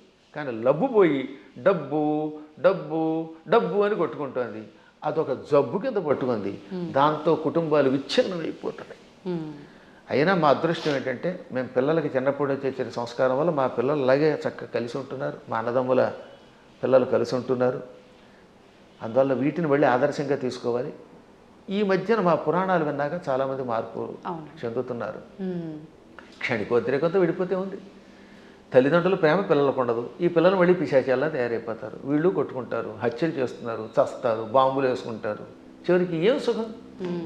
ఒకసారి ఆలోచించండి. అందువల్ల ఐకమత్యంలో భార్యాభర్తలు ఇద్దరూ ఒక అవగాహనకి రావడంలో ఎన్నో లాభాలు ఉన్నాయి. అసలు 3 ముళ్ళు అందుకే పెట్టారు. 3 ముళ్ళు ఏమిటి అనుకుంటారు? ధర్మేచ. ఒక ముడి ఎందుకు వేస్తున్నాడంటే ఈ రోజు నుంచి మన ఇద్దరం కలిసి ధర్మమును ఆచరిద్దాం. ధర్మం కోసం ఒక ముడేట. అంటే ఈ రోజు నుంచి భార్య భర్త ఇద్దరు కలిసి ధర్మమును ఆచరించెదరుగాక. అర్థేచ. ధనం విషయంలో కూడా మీకు మీరే మాకు మేమే అని కొట్టుకోకుండా నువ్వు సంపాదించు, నేను సంపాదిస్తాం, ఇద్దరు డబ్బులు అక్కడ పెడదాం, ఇద్దరం కలిసి అవగాహనకు వచ్చి ఖర్చు పెట్టుకుందాం. ఈరోజు నువ్వు గోలు చేయించుకో, వచ్చే నెలలో నేను ఉంగరం చేయించుకుంటాను. ఆ తర్వాత ఇద్దరం కలిసి కొంత లోను పెట్టుకుని, లోనుగా బతకకుండా లోను పెట్టుకుని ఇల్లు కట్టుకుందాం, లోన్ తీర్చుకుందాం, ఇలా అనుకోవాలి. అలాగే ఏ విషయంలో అయినా ధనాన్ని విషయంలో భార్యాభర్తలు ఒకరికి తెలియకుండా ఒకళ్ళు ఖర్చు పెట్టకూడదు. అత్యావశ్యక స్థితిని ఉంటుంది అప్పుడు తప్ప. అందువల్ల అర్థము విషయంలో 2వ ముడి ఇవ్వాలి. ఇక 3వది కామేచ. కోరికలు కూడా ఇద్దరు కలిసి తీర్చుకోవాలి. ఆవిడికి దెబ్బకఠ దొంగల ముఠా సినిమా ఇష్టం, ఈయన గారికి ఏమో నాలాగే జయసింహ ఇష్టం. నేను జయసింహే చూస్తాను, కాదు నేనేమో ఇవే చూస్తాను అనకుండా ఓ రోజు జయసింహ, ఓ రోజు దెబ్బకఠ దొంగల ముఠా చూడండి. అలా ఇద్దరు కలిసి ఒకళ్ళు జానపదం ఇష్టం, ఒకళ్ళకి ఏదో గూఢచారి సినిమాలు ఇష్టం, ఒక్కొక్కళ్ళకి అవి ఇవి కాకుండా ఊడు పిల్లలు కొట్టుకునే సినిమాలు ఇష్టం. అలా ఇష్టాలు ఇద్దరు దాన్ని ఏమంటారు పంచుకోవాలి. ఇంకా 2వది భార్యామణికి రోజు మైసూరు బజ్జీ ఇష్టం, ఈ భర్త గారి కర్మ వాడికి ఎప్పుడు ఫ్రైడ్ రైస్ ఇష్టం. అప్పుడు ఇద్దరు కొట్టుకోకుండా 2 చేసుకుని 2 తెలిసగా తినమనండి, ఏం చేస్తాం? అలా కోరికలు కూడా కలిసి తీర్చుకోవాలి. అందుకని ధర్మేచ అర్థేచ కామేచ నాతి చరామి అన్నాడు. నాతి చరితవ్యం అని పురోహితులు వారు మంత్రం చెబుతారు. అతి చరితవ్యం అంటే దాటి వెళ్ళుట, చెప్పకుండా చేయుట. నా అతి చరితవ్యం అంటే దాటి వెళ్ళను. ధర్మ అర్థ కామములలో నీ మాటే వింటాను, నిన్ను దాటి వెళ్ళను అని మంత్రం పురోహితులు వారు చెప్పమనగానే, బ్రహ్మగారు చెప్పమనగానే ఈయన నాతిచరామి అంటాడు. నా అతిచరామి. అతిచరామి అంటే నిన్ను దాటి వెడతాను, నీకు చెప్పకుండా చేస్తాను. నా అతిచరామి కలిస్తే సవర్ణ దీర్ఘసంధి. నా అతి అది నైతత్పురుషం సమాసంలో, అది నాతి అవుతుంది. నాతిచరామి అంటే నిన్ను దాటి వెళ్ళను, నీకు చెప్పకుండా చేయనని ప్రతిజ్ఞ చేస్తున్నాడు మొగుడు. భర్త గారు భార్యామణికి 3 ముళ్ళు వేసి ఏమంటున్నాడు? ధర్మ అర్థకామములలో నిన్ను దాటి వెళ్ళను, నీకు చెప్పకుండా చేయనని ప్రతిజ్ఞ చేశాడు. ఆవిడ ఆనందపడిపోయి ఆహనా భర్త ఎంట అనుకుంటోంది. ఇంకా ఆ మాట మీద ఆయన నిలబడాలి, ఈవిడ నిలబడాలి. అప్పుడు ఎంత బాగుంటుందండి. పెద్దవాళ్ళు ఇంట్లో ఉండకుండా తరివేస్తే ఏమిటి లాభం? తల్లిదండ్రుల్ని పూజించడం, అత్తమామల్ని పూజించడం వల్ల పెద్దవాళ్ళు ఒక అండ. వాళ్ళు అలాగే ఉండాలి. మూర్ఖత్వంతో కోడల మీద పెత్తనం చేయకూడదు.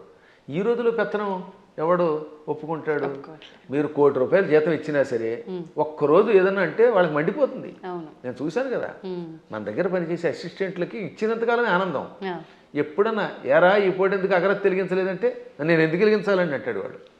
ఎవరి మాట ఎవరు వింటలేదమ్మా. మేము చూస్తున్నా, నాకంటే మీకు బాగా తెలుస్తుంది. ఎందుకంటే మేము కొంచెం పురాణం రంగంలో ఉంటాం. మా దగ్గరకు వచ్చిన వాడు ఎక్కడికి పోడు. కానీ మీరు చూస్తారు ఛానల్స్ ఉన్నాయి అనుకుందాం. ఛానల్స్లో పైవాడు ఏదనంటే మర్నాడే ఉద్యోగం మానేడు ఇంకో ఛానల్. ఇది కాదు అది, అది కాదు ఇది. బోల్డ్ స్టూడియోలు, బోల్డ్ యూట్యూబ్లు, బోల్డ్ యూట్యూబ్లు ఎవడో వినవు. అలాంటి చోట కొంచెం జాగ్రత్తగా అవగాహనతో ఉండాలి. అప్పుడు కుటుంబాలు నిలబడతాయి, పిల్లలు బాగుపడతారు. మన పిల్లల కోసమైనా బాగుపడద్దా? గురుగారు, ఇప్పుడు మీరు ఇందాకే అన్నారు, నేను మళ్ళీ ఆ ప్రశ్నే అడుగుతున్నాను. అంటే పెంపకం కరెక్ట్గా లేదు అని అంటే మిగతా మతాలలో కనుక తీసుకుంటే చిన్నప్పటి నుంచే వాళ్ళ గ్రంథాలని, ఆ గ్రంథంలో ఉన్న జ్ఞానాన్ని వాళ్ళకు చదువు తర్వాత చదువుకి ముందర ఒక గంట అదే ఒక క్లాస్ లాగా పెట్టి అలాంటివి చేపించే విధానం చూస్తున్నాం. మన దగ్గరకు వచ్చేసరికి ఈ మధ్య కాలంలో ఎక్కువగా ఇలాంటి పెద్దవాళ్ళు చెప్తుంటే వింటున్నారు. అది ఎంతవరకు వింటున్నారు, ఎవరు వింటున్నారు అంటే పెద్దవాళ్ళే వింటున్నారు. గంట అరగంట చెప్పడం కదా, వాళ్ళు క్రూరత్వం నేర్పిస్తారు చిన్నప్పటి నుంచి. అది తప్ప ఇంకోటి లేదు. కొన్ని మతాలు ఉన్నాయి, వాడి మతం పొద్దు నుంచి సాయంత్రం దాకా నూరిపోయటం, తేడా వస్తే ఇతర మతస్థుల్ని చంపడానికి ప్రయత్నిస్తారు. అంత మూఢత్వంతో బోధించవలసిన అవసరం కలియుగంలో మనకు కూడా వచ్చింది. ఇప్పుడు మనం బోధించట్లేదు. పిల్లలు బొట్టు పెట్టుకోకపోతే ఒప్పుకుంటున్నాం మనం. పిల్లలు గొడ్డలిప్పు తిరుగుతామంటే తిరుగు అంటున్నాం మనం. స్వేచ్ఛ కాదనట్లేదు, ఎవరి బట్టలు వాళ్ళవే. కానీ కొంతైనా మనల్ని రక్షించుకునేలా చేసుకోవాలి. ఇప్పుడు ఎవరి స్వేచ్ఛను ఎవరు కాదంటారు? ఎవరి ఇష్టమైన బట్టలు వాళ్ళే కట్టుకుంటాం. నాకు కాషాయమే ఇష్టం, నేను ఒక రకమైన సన్యాసి జీవితం గడుపుతున్నాను, కుటీచక జీవితం అని చెప్పి నేను ఇలా చేస్తాను, మీరు అలా చేయండి కాదని అంటారు. కానీ కొంత జాగ్రత్త వహించాలి. అందుకని చిన్నప్పటి నుంచి పిల్లలు ఏం చేయాలంటే, మనం మన పిల్లల మీద ఎంత ప్రేమ ఉన్నా బొట్టు పెట్టుకోకపోతే, విభూతి పెట్టకపోతే, లేదా నీ సంప్రదాయంలో ఊర్ధ్వపుండ్రం పెట్టకపోతే ఆ పూట అన్నం పెట్టకు. కఠోరంగా ఉండాలి వాళ్ళలాగే, ఇతరులాగే. అలా అన్నం పెట్టే ముందు బొట్టు ఉంటేనే అన్నం పెట్టామనుకోండి, వాడు చిన్నప్పటి నుంచి బొట్టు పెడతారు. కానీ మనం అబ్బబ్బా సర్వమత సమానత్వం అంటే ఎక్కడ సర్వమత సమానత్వం? వాడు ప్యాంట్ లిపి కాల్చి చంపేశారు మొన్న పెహల్గాంలో. అంత క్రూరత్వంగా ఉంటున్నారు వాళ్ళు. కాబట్టి చిన్నప్పటి నుంచి మనం కూడా నేర్పవలసిందే. ప్రతిదినము భారత భాగవత కథలు, శివాజీ మహారాజు లాంటి వాళ్ళ కథలు చెప్పవలసిందే. ప్రతిదినము ఏదో ఒక స్తోత్రం ఎంతోసేపు చదవవలసిందే. అది చదివితేనే వాడు స్కూల్కి వెళ్ళాలి, అది చదివితేనే వాడికి అన్నం పెట్టాలి, అది చదివితేనే వాడికి ఏదైనా చేయాలి. అది చదవనంత వరకు వాడికి టీవీ కూడా పెట్టకూడదు. ఇలా మనం 10 ఏళ్ళు అలవాటు చేసామనుకోండి చిన్నప్పుడు, ఇంకా తర్వాత వాడు అలవాటు అయిపోతాడు. మా చిన్నప్పుడు మా నాన్నగారు పురాణములు చెబుతూ ఉంటే, ఆయన మంచి కంఠంతో చక్కగా స్పష్టంగా చెబుతూ ఉంటే విని మేము ఇంకా అక్కడ దాని మీద ఆసక్తి పొందామా లేదా? అందువల్ల తల్లిదండ్రులు పిల్లలకి అది నేర్పాలి. ఇప్పుడు ఈ మతమును, మన మతమును మన పిల్లలకి నేర్పడం అనేది ఉందే, అది ఇంకో దానికో కాదు, కనీసం బ్రతకడానికి అవసరం అయిపోయింది. నువ్వు బతకాలంటే నేర్చుకోవాల్సిందే. లేదా ఆ మతం మారు, లేదా చంపేస్తాడు. భవిష్యత్తులో ఒకటే, నీ మతమును అనుసరించి నువ్వు గట్టిగా నిలబడకపోతే వాళ్ళ మతంలోకైనా వెళ్ళాలి, లేదా వాళ్ళ చేతిలో చావాలి. రెండే మిగిలాయి. చావలేం, ఆ మతంలోకి మారలేము, మధ్యలో బతకడానికి లేదు. కాబట్టి హిందువులారా, ఎవరేమనుకున్నా సూటిగా స్పష్టంగా మీకు చెబుతున్నాను, హిందువుల ఐకమత్యంతో ఉండడం ఇప్పుడు వాళ్ళ బ్రతుకు కోసం అవసరం.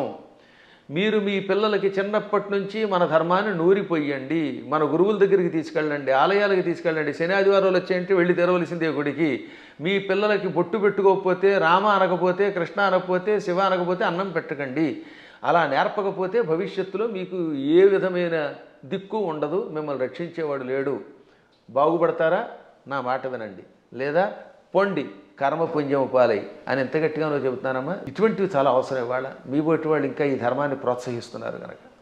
గురుగారు, ఇప్పుడు మీరు చెప్పారు బొట్టు పెట్టుకోమని మీ పిల్లలకు నేర్పండి అని. ఇప్పుడు మా జనరేషన్ వాళ్ళని తీసుకుంటే మీరు చెప్పేవి వింటే మాకు కొన్ని అర్థమవుతాయి, కొన్ని అంతవరకే మాత్రమే తెలుసు, మాకు ఆ జ్ఞానం మాత్రమే, దానికి ముందర వెనక ఇంకేముందనేది తెలియదు. ఇప్పుడు అన్నారు బొట్టు పెట్టుకోవాలమ్మా, అది మన ధర్మం అని చెప్పి, నేను వెళ్ళి ఇప్పుడు అదే సేమ్ నా పిల్లలకి చెప్పాను అనుకోండి, అవును బొట్టు పెట్టుకోవడం మన హిందూ ధర్మంలో ఉంది, అసలు ఎందుకు పెట్టుకోవాలి, దాని వెనకాల రీజన్ ఏంటి అడిగితే మా బోటి వల్ల అసలు మేము చెప్పలేకపోతున్నాము. ముందు ఒకటి చెప్పండి వాళ్ళకి. ఇప్పుడు ఆ పెహల్గాంలో ఎందుకు కాల్ చేశారు? వాళ్ళ మతంలో లేరని, అంతేనా? దానికి ఏమన్నా రీజన్ ఉందా? ఇప్పుడు నువ్వు బొట్టు పెట్టుకుంటూ ఇలా ఐకమత్యంతో 10 మంది కలిసి ఉండకపోతే రేపు పొద్దున్న నువ్వు మా వాడివి కాదని చంపేస్తారు. కాబట్టి ఒకటి ముందు మన ధర్మం బతకడానికి అవసరం చెప్పండి. రెండోది ఈ కనుబొమ్మల మధ్యలో బొట్టు పెట్టుకుంటే ఒకటి అందం. ఇప్పుడు మీరు ఆ కాస్త బొట్టు తీసేసి ఉంటే మీ మొహం చూడలేం, అదో రకంగా కనపడతారు, పిశాచపు మొహంలో ఉంటుంది. బొట్టు పెట్టుకుంటే సౌందర్యం. తర్వాత ఈ కనుబొమ్మల మధ్యలో జ్ఞాపక శక్తి పెంచడానికి చాలా ఉపయోగపడుతుంది. రోజు నిత్యం ఈ చూపుడు వేలుతోటి బొట్టు పెట్టుకోగా ఒత్తిడికి జ్ఞాపక శక్తి పెరుగు, చురుకుతనం పెరుగుతుంది. కొంతకాలం అబ్జర్వ్ చేయండి మీరే. ఇప్పుడంటే కెమికల్స్ వచ్చాయి, స్టిక్కర్స్ వచ్చాయి, కానీ పూర్వం కుంకుమ అంటే కుంకుమ పెట్టుకుంటే దానివల్ల ఆడవాళ్ళలో ఒక రకమైన జ్ఞాపక శక్తి. ఇంట్లో ఏ మూల ఏ వస్తువు పెట్టినామో వాళ్ళకి గుర్తున్నట్టుగా ఎవరికి ఉండదు. పోపుల డబ్బాలో ఫలానా దాంట్లో కందిపప్పు ఉంది, దాంట్లో పెసరపప్పు ఉంది, ఆవాలు ఉన్నాయని ఎలా గుర్తుపెట్టుకున్నారమ్మా వాళ్ళు అవధానులు. మేము పద్యాలు గుర్తుపెట్టుకున్నట్టుగా అది బొట్టు వల్లే వస్తుంది. జుట్టు చక్కగా కొబ్బరి నూనె రాసుకుని దువ్వుకుంటూ ఉంటే జుట్టు ఊడిపోకుండా ఉంటుంది. ఇప్పుడు కొబ్బరి నూనె ఎందుకు రాసుకోవాలంటున్నారు? అందుకని కొబ్బరి లేదు, రబ్బరి లేదు, శుభ్రంగా నున్నగా అయిపోతుంది. దానికోసం బోడి ఖర్చు పెడుతున్నారు. అవునా? కాబట్టి పేలు పట్టకుండా ఆరోగ్యంగా ఉండదు, తలనొప్పి తగ్గుతుంది. ఇప్పుడు మీకు తలనొప్పులు ఎక్కువ ఎందుకు వస్తున్నాయంటే కేవలం నూనె రాసుకోకపోవటం, వారానికి ఒకసారి కుంకుడుకాయలతో తలంటుకుపోవడం వల్ల హెడ్ఏకులు వచ్చి దానికోసం మందులు వాడి, ఈ మందుల వల్ల ఇంకో రోగం వచ్చి మోకాలు నొప్పి వచ్చి మోచేయి నొప్పి వచ్చి గట్టిగా నడవలేరు, కూర్చోలేరు. అందుకని లిఫ్ట్లు పెట్టవలసి వస్తుంది. మేము పైకి కిందకి 4 అంతస్తులు రోజుకి 8 సార్లు దిగుతున్నాను. నేను ఇంతవరకు లిఫ్ట్ ఎక్కలేదు తెలుసా? ఇప్పుడు మీరు పైకి వచ్చిన ఈ భవనంలో నేను ఇంతవరకు లిఫ్ట్ ఎక్కలేదు ఒక్కనాడు కూడా. నేను ఒకడికి లిఫ్ట్ ఇవ్వాలి కానీ నాకు ఒకటి లిఫ్ట్ ఇవ్వడం ఏమిటి యంత్రం?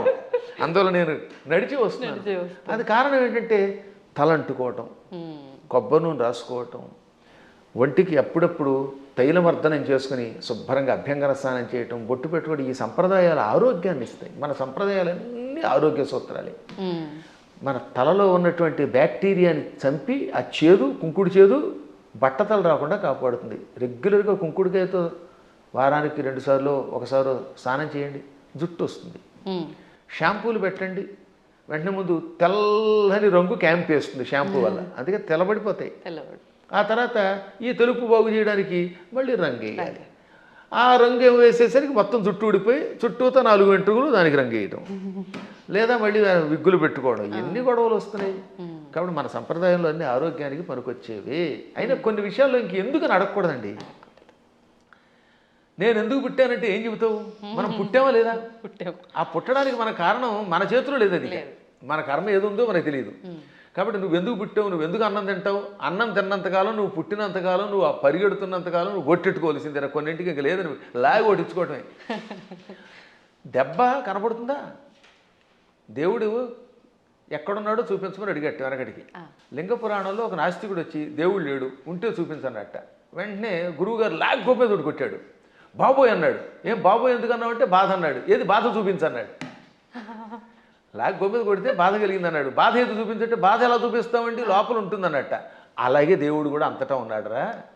ఈ బాధలో, ఆనందంలో, వెలుతురులో, జలంలో ఉన్నది ఆ చైతన్యమే. అది లేకుండా పుట్టావు, లేకపోతే ఎముకల పోగు. ఆ ఎముకల పోగు మీద మళ్ళీ రకరకాల నరాలు, ఆ నరాలను అంటి పెట్టుకుని చీము, నెత్తురు, మాంసం, కండరాలు, మోకాళ్ళల్లో గుజ్జు, మోచేతుల్లో గుజ్జు, కళ్ళల్లో, గుడ్లల్లో చూపు, ఇవన్నీ పెట్టి పైన చర్మం పెట్టి ఓ సౌందర్యం ఇచ్చాడు ఈ శరీరానికి. ఒక్కసారి ఆశ్చర్యంగా ఉంటుంది మనకి. దీని కింద ఎన్ని నాడులు, మనం తిన్న అన్నం గిలకొట్టబడి జీర్ణమై రక్తంగా మారుతుందా, ఆ రక్తం వీటన్నిటికుండా ప్రవహిస్తున్నదా. అసలు ఎంత అద్భుతమైన యంత్రం. ఈ యంత్రాన్ని ఇంకెవడన్నా రీప్లేస్ చేయగలడా? మోకాళ్ళ చెప్పులు మారిస్తే ఒరిజినాలిటీ ఎక్కడ ఉంటుంది? వంగలేవు, కూర్చోలేవు నువ్వు. ఈ ముక్కు మారిస్తే దీంట్లో ఉన్న ఉండవు. ఇటువంటి శరీరం ఒక్కసారి స్తంభించిపోతే ఎందుకు పనికి రాకుండా అయిపోతే అది ఎందుకు పనికి రాకుండా కుళ్ళిపోతుంది. మళ్ళీ దీన్ని కుళ్ళిపోయి పాడైపోవడానికి వీలుగా లోపల బ్యాక్టీరియా పెట్టాడు. పురుగులు వచ్చి తగలబెట్టకపోతే, కాల్చకపోతే, ఈ శరీరం కొంతకాలం అలా మూలండిపోతే లోపల కొత్త పురుగులు పుట్టి దీన్ని తినేసి మళ్ళీ అవి నాశనం అయిపోతాయి. శుద్ధి చేసి వెళ్ళిపోతున్నది. అటువంటి ఈ అస్థిపంజరాన్ని దీని మీద ఇన్ని రకాలైన విశేషాలని పెట్టి సృష్టి కొంతకాలం నడిపిస్తూ మళ్ళీ వీడు వెళ్ళిపోయాక ఎక్కడికి వెళ్ళాడో తెలియకుండా చేసే అపూర్వమైన ఆ అద్భుత దివ్యశక్తే పరమాత్మ అంటే. కాబట్టి వాడు అంతటా ఉన్నాడు. పిల్లలకి పిడివాదం కాకుండా చిన్నప్పటి నుంచి కనుక నేర్పితే 8 ఏళ్ళు వచ్చాక మనం నేర్పలేము. బై బర్త్ చిన్నప్పటి నుంచి బొట్టు, బొట్టు, కట్టు, వాడికి స్తోత్రాలు నేర్పాలి. ఇప్పుడు నేను ఉదాహరణ చూస్తాను. మా మనవడు ఉన్నాడు, మా మనవరాలు ఉండేది. వాళ్ళు రామ అనకుండా అన్నం తినరు. వాళ్ళ అమ్మ నాన్న అలా పెంచుతున్నారు. శివాజీ మహారాజుకి జై అంటాడు మా మనవడు వచ్చి కత్తి తీసి. ఆ శివాజీ కథలు నేర్పారు. ఆ రకంగా చిన్నప్పటి నుంచి నేర్పితే ఖచ్చితంగా ఈ మార్గంలో వస్తారు. నేర్పినారు అని దరిద్రులు కొంతమంది ఉంటారు, కొంతమంది క్రూరులు. ఆ కమ్యూనిస్టులు మనమేం బాగు చేయలేము. వాళ్ళు నికృష్టులు, వాళ్ళ పక్కన వదిలేద్దాం, అది వాళ్ళ కర్మ. కానీ ముందు మన ప్రయత్నం మనం చేయాలి. గురుగారు, ఇప్పుడు మీరు ఇందాక అన్నట్టుగా పిసినారి కానివ్వండి, ఇలాంటి మూర్ఖులు నాస్తికులు కానివ్వండి, ఇదంతా అంటే వాళ్ళ కర్మను బట్టే వచ్చారు అనుకోవచ్చా? మరి లేదు అంటే ఇప్పుడు మీరు చెప్పినట్టుగా పెంపక లోపము అలా కూడా అనుకోవచ్చా? దీనిలో చాలా పని చేస్తాయి. పెంపకంలో కొంత లోపం, వాళ్ళ పూర్వకర్మలు కొన్ని, చుట్టుపక్కల వాతావరణం కొన్ని, పరిస్థితులు కొన్ని, ఇవన్నీ కర్మల యొక్క ఫలితాలు. అందుకే కొంతవరకు మనం మన ప్రభావంతో మార్చొచ్చండి. చెప్ప కొంత మారుతారు, అంతా మారదు. కానీ అలాగే కొన్ని చూడగా ఎప్పటికో కొంతమంది మారుతారు. కొన్ని పుట్టుకతో వచ్చే దరిద్ర లక్షణాలు ఉంటే అవి చచ్చేదాకా మారవు. అందుకే వాటిని ఏమంటారు? నైసర్గికములు అంటారు. నిసర్గ అంటే బై బర్త్ వచ్చేదాన్ని. పూర్వం మీరు ఎప్పుడన్నా సోషల్ స్టడీస్ చదివితే భారతదేశానికి నైసర్గికంగా హద్దులే ఉన్నాయి అంటే ఏంటి? సహజంగా ఏర్పడినవి అని అర్థం. కాబట్టి నిసర్గ అంటే పుట్టుకతో వచ్చే సహజ లక్షణము. అటువంటి లక్షణాలకి అన్నీ పోవుగానే కొంతవరకు మార్చచ్చు. నాస్తికులు కూడా చివరిలో మారినవాళ్ళు లేరు. కొంతమంది పేరు కమ్యూనిస్టులు, మా ఆవిడ రమ్మందండి అని మళ్ళీ ఏడుకొండల దగ్గరికి వెళ్ళడం. అందువల్ల వాళ్ళ ఆవిడ రమ్మన్నా కదా, వీడికి లోపల ఎంతో కొంత భయం ఉంటుంది. దొంగ కనపడ్డావు, అది సంఘంలో ఒకసారి అందులోకి వెళ్ళాక ఆ ముద్ర ఎంచుకుని దానికోసం అలా ఏడుస్తారు. కానీ లోపల వాళ్ళకి పీకుతుందమ్మా. ఇంతెందుకు, నేను ఎరిగి నాతో క్లాస్మేట్ ఉండేవాడు, పక్కా కమ్యూనిస్ట్ అనేవాడు. ఓ రోజు గుండు కొట్టించుకొచ్చాడు. ఏమిటంటే తిరుపతి వెళ్ళాట. ఎందుకంటే ప్రపంచ నాస్తిక సభలు దిగ్విజయం అయితే గుండు కొట్టించుకుంటానన్నట్టు. అది వ్యవహారం. కాబట్టి ఇలాంటి వాళ్ళు కూడా ఉంటారు. అది పూర్వం ఒక సామెత ఉండేది, round at stage, flat at home అని. అంటే భూమి గుండ్రంగా ఉందనేమో వేదిక వచ్చి చెప్తాట, ఇంట్లోకి వచ్చాక లేదు బల్లపరుపుగా ఉందంటాట. అంటే ఇంట్లో ఒకటి బయట ఒకటి అనమాట. బయట 4 తోటేమో round at stage, flat at home అని మా చిన్నప్పుడు సామెత ఉండేది. ఇది వేదికల మీద పూర్వం ఇంగ్లీష్లో మాట్లాడేవారు కదా, వాళ్ళు ఇలా మాట్లాడేవారు అనమాట. అప్పట్లో ఇంగ్లీష్ వాళ్ళ టైంలో అంతా ఇంగ్లీషే ఉపన్యాసం. ఆ ఉపన్యాసాల్లో చిలకవర్తి లక్ష్మీ నరసింహం గారి దగ్గరికి ఒక ఆయన వచ్చాడు. ఆయన పేరు బిపిన్ చంద్రపాల్. బిపిన్ చంద్రపాల్ ఉపన్యాసంలో మాట ఇప్పుడే చెప్పింది. ఆయన ఇంగ్లీష్లో అనర్గళంగా మాట్లాడుతూ, హిందువులు అలా చేస్తున్నారు, బయటకు వచ్చినప్పుడు ఒక రకంగా, ఇంట్లో ఉన్నప్పుడు ఒక రకంగా ఏడుస్తారు, అలా ఉండకండి, ఇంట్లోనూ బయట హిందువుల్లో ఉండండి అని చెప్పడానికి ఆయన మంచి మాట చెప్పాడు ఆయన. కాబట్టి మనం ఏది నమ్మేమో అది చెయ్యాలి చివరిదాకా. అజ్ఞానంతో కూడినవి చేయకుండా ఉండాలి. సరే, ఏది ఏమైనప్పటికీ ముందు పిల్లల్ని మన మార్గంలో మనం పెంచుతామమ్మా. విన్నారా బాగుపడతారు, వినకపోతే మనం ఏం చేయగలుగుతాం? గుర్రాన్ని తీసుకెళ్ళగలం, మంచినీళ్ళు తాగించలేం కదా. అందువల్ల అలా చేయడానికి ప్రయత్నిద్దాం. మళ్ళీ భగవంతుడు అనుగ్రహించినప్పుడు ఇంకోసారి కలుసుకుందాం. గురుగారు, ఒక చిన్న సందేహం. క్రిందటిసారి మనం చేసిన వీడియోలో విశుక్ర ప్రాణహరణ వారాహి వీర్యనందిత అని చెప్పి మీరు శ్లోకం చెప్పడం జరిగింది లలితా సహస్రనామాల్లోంచి. అది చాలామంది విషంగ ప్రాణహరణ అని చెప్పి కామెంట్లలో కూడా పెట్టడం జరిగింది. అసలు ఏంటండి వాస్తవం ఏంటి?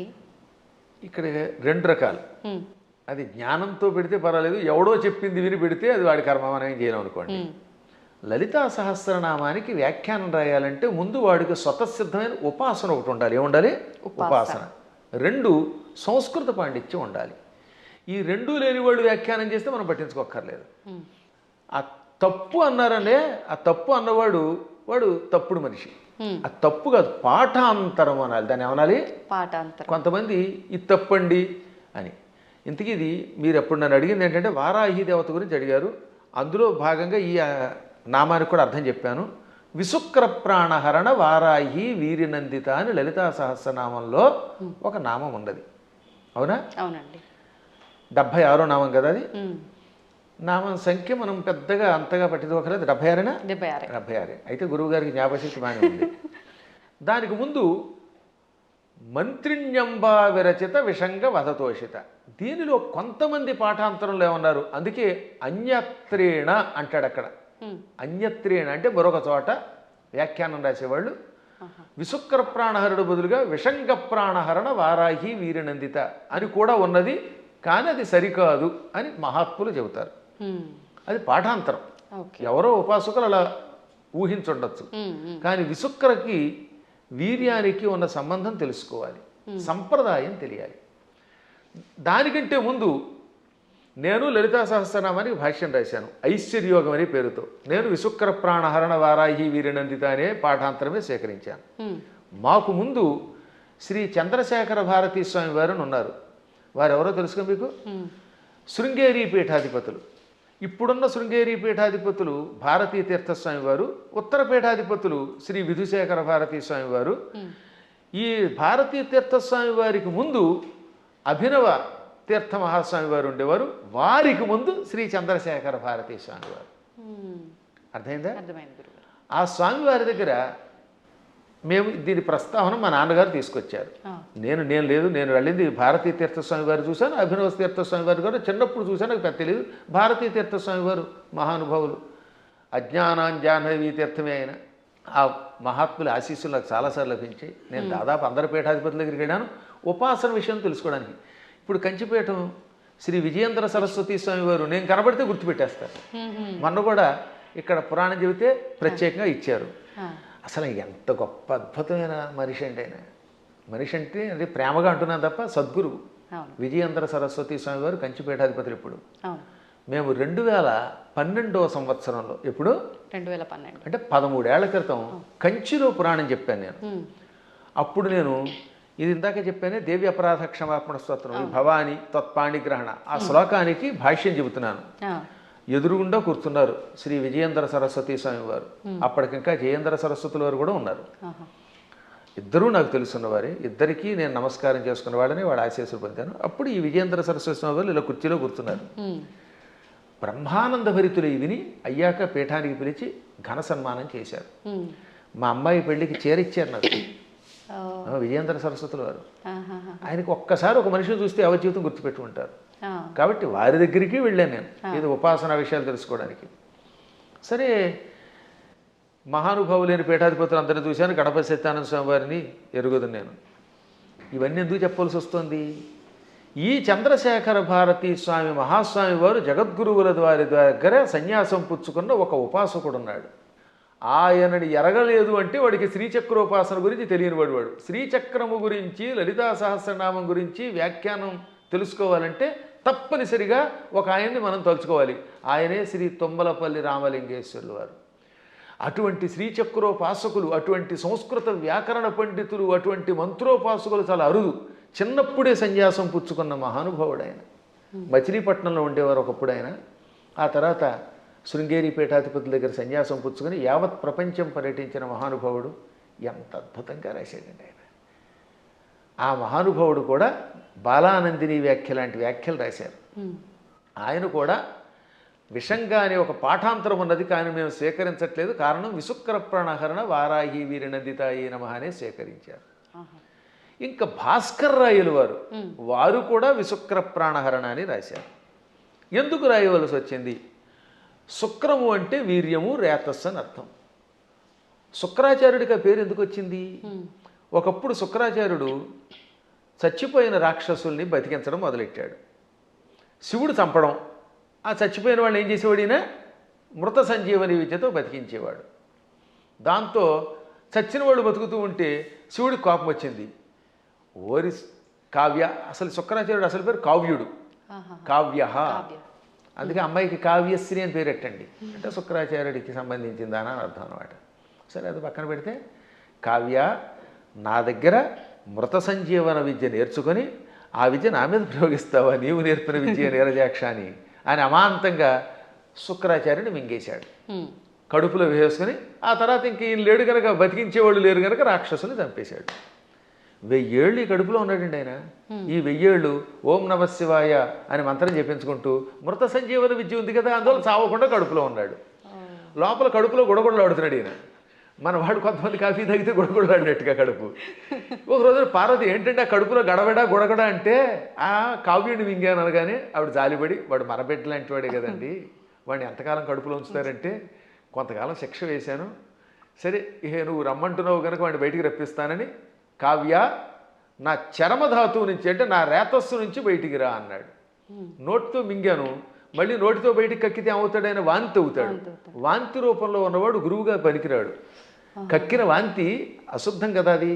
అందుకని శివుడు కూడా నా నోటితో కక్కని నిన్ను నా ధాతువు నుంచి బయటికి రా, అప్పుడు నా కొడుకుతో సమానం అవుతావు అన్నాడు. అప్పుడు ఆయన శివుడి యొక్క గుహ్య ప్రాంతంలో నుంచి రేతస్సు నుంచి బయటకు వచ్చాడు. శుక్రము తెల్లగా ఉంటుంది వీర్యం. ఈ లోపల శివుడి యొక్క వీర్యం నుండి బయటికి రావడం వల్ల అప్పటి నుంచి ఆయన కూడా తెల్లగా అందంగా శివుడిలో తయారయ్యాడు. అందుకని శుక్ర ఆచార్యుడు అన్నారు. అర్థమైందా? అలా శుక్రుడు అయ్యాడు ఆయన. ఇది శివపురాణంలో కాశీఖండంలో ఉంటుంది. నేను చెప్పాను కనుక చాలామందికి తెలుసు, విన్నారు. ఇప్పుడు శుక్రం అంటే ఏమిటనమాట? వీర్యము. అందువల్ల ఆయనకు శుక్రుడు అని పేరు వచ్చింది. విశుక్రము అంటే విపరీతమైన విశేషమైన అని అర్థం. వి అనే అక్షరమునకు ఆ ఒక్క అక్షరానికి విశేషమైన వికల్పమైన శుక్రము కలిగినవాడు. అంటే వాడికి విపరీత కామం, చాలా ఎక్కువ రేతస్సు ఉండేది. దాంతో వాడు ఇష్టం వచ్చినట్టు తిరిగేవాడు. ఇప్పుడు వాడు చావాలంటే ఏమవ్వాలి? ఆయుధాలకి చావాడు. వాడిలో ఉన్న రేతస్సంతా లాగేస్తే వాడు చచ్చిపోతాడు. అది వాడికి వరం. అందుకని వారాహి దేవత ఏం చేసింది? మొత్తం వాడి శరీరంలో మనం చూడండి, స్ట్రా వేసి డ్రింక్ తాగేసినట్టుగా తన కోరలతో, వారాహి దేవత తన కోరలతో వాడి శరీరాన్ని గుచ్చి వాడిలో ఉన్న వీర్యం అంతా తాగివేసింది. ఇక్కడ వీర్యం అంటే పరాక్రమము, రేతస్సు, రెండు అర్థాలు. వీర్య శబ్దానికి బలం అని కూడా అర్థం. అందుకే వీర్యము అంటే రాముడిలో వీర్యం ఉందంటే అక్కడ బలం ఉన్నదని అర్థం అనమాట. ఆ బలాన్ని, సత్వాన్ని తాగేసింది. అందువల్ల అక్కడ ఏమన్నాడు? విశుక్ర ప్రాణహరణ. విశుక్రుని యొక్క ప్రాణములను హరించిన, తాగేసిన వారాహి దేవత యొక్క వీర్యమునకు నందిత, సంతోషపడింది లలితది. ఇప్పుడు ఆ విశుక్ర శబ్దానికి ఈ వీర్యానికి ఇంటర్లింక్ ఇప్పుడు మీకు అర్థమైందా? ఆవిడ అక్కడ వీర్యమును తాగేయటం వల్ల ఆ వీర్యమునకు ఆవిడ సంతోషపడింది, ఆ బలానికి సంతోషపడింది. ఇక్కడ విషంగా రాస్తే ఈ రెండింటికి ఉన్న మంత్రార్థాలు, గూఢార్థాలు దెబ్బతింటాయి. ఎందుకంటే కొన్ని చెప్పడానికి స్టేజీ కాబట్టి చెప్పట్లేదు. కాబట్టి విశుక్రుణ్ణి చంపాలంటే వారాహి దేవతే ఉండాలి. అతని ప్రాణం పోవాలంటే లోపల ఉన్న వీర్యమును లాగాలి. వీర్యమును స్వీకరించడం వల్ల ఆవిడ కూడా వీర్యస్వరూపిణి అయ్యింది. ఆవిడ వీర్యస్వరూపిణి అయ్యింది కాబట్టి ఆ వీరత్వానికి ఆవిడ అమ్మవారు సంతోషపడింది. అద్భుతమైనటువంటి భావనలు తెలియాలంటే అక్షరము పరబ్రహ్మముగా ఉపాసించాలి.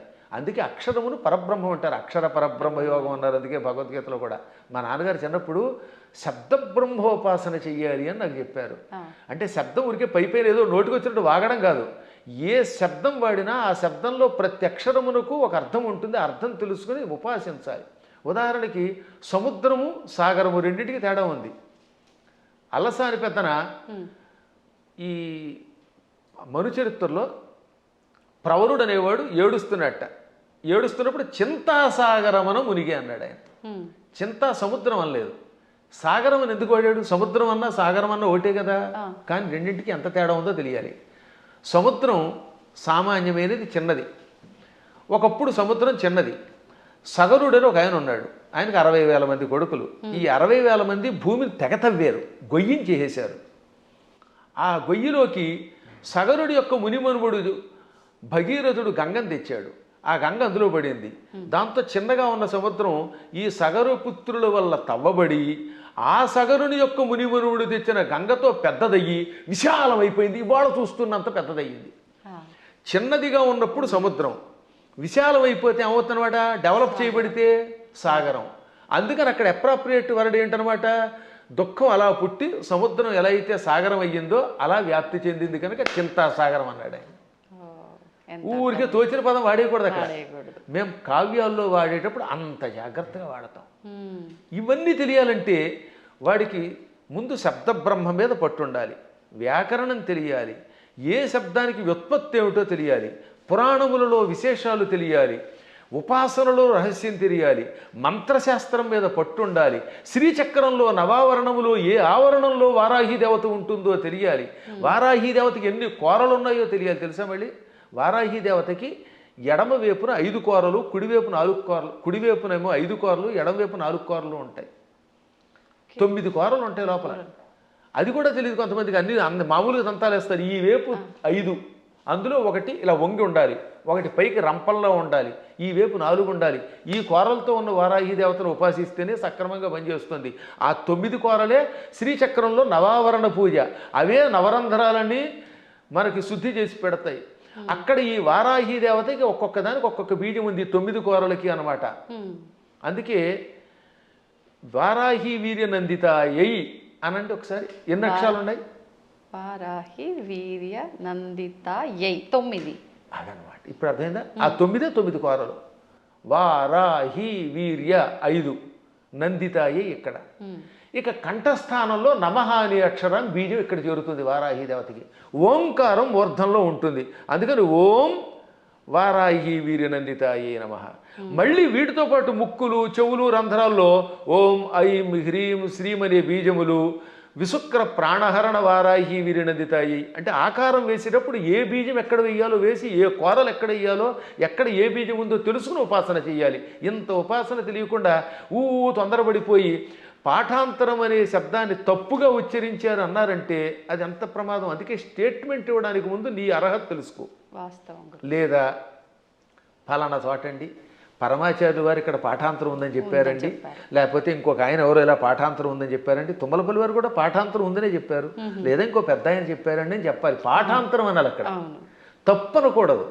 అలాగే ఇప్పుడు ఇక్కడ మనకి దక్షిణాదిలో మంత్రానికి ఒక స్వరం ఉంటుంది, ఒక్కొక్క దానికి ఒక్కొక్కటి ఉంటుంది అనమాట.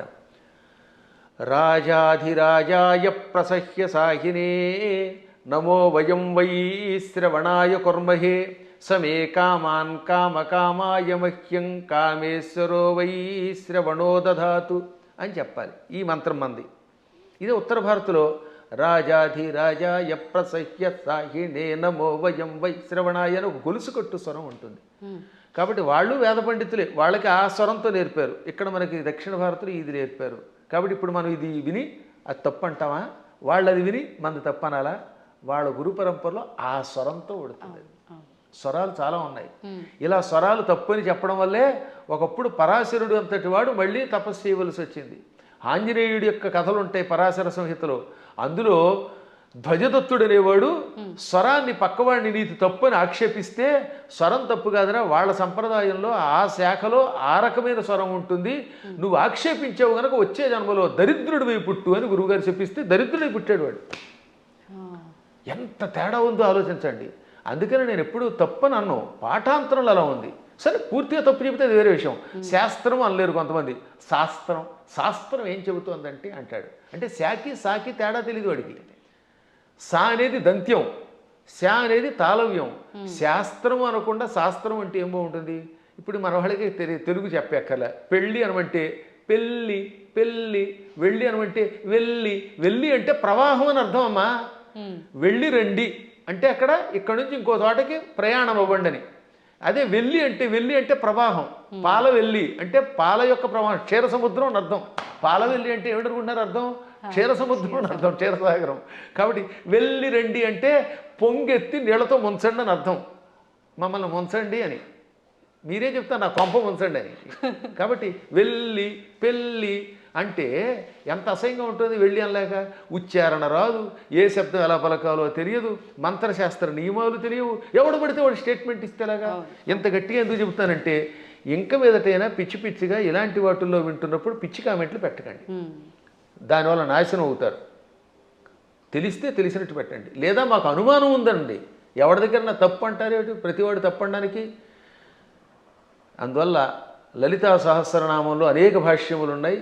మేము కూడా ఐశ్వర్యయోగం అనే అద్భుతమైనటువంటి ఒక భాష్యం గణపతి సచ్చిదానంద స్వామి వారి యొక్క ఆశీస్సులతో రాసిపెట్టాం. దాన్ని భారతీ తీర్థ మహాస్వామి వారు కూడా సంతోషించి అంగీకరించి పీఠికిచ్చారు. హేమాహేమీరైన జగద్గురువుల యొక్క అనుమతితో రాసినటువంటి గ్రంథాలు.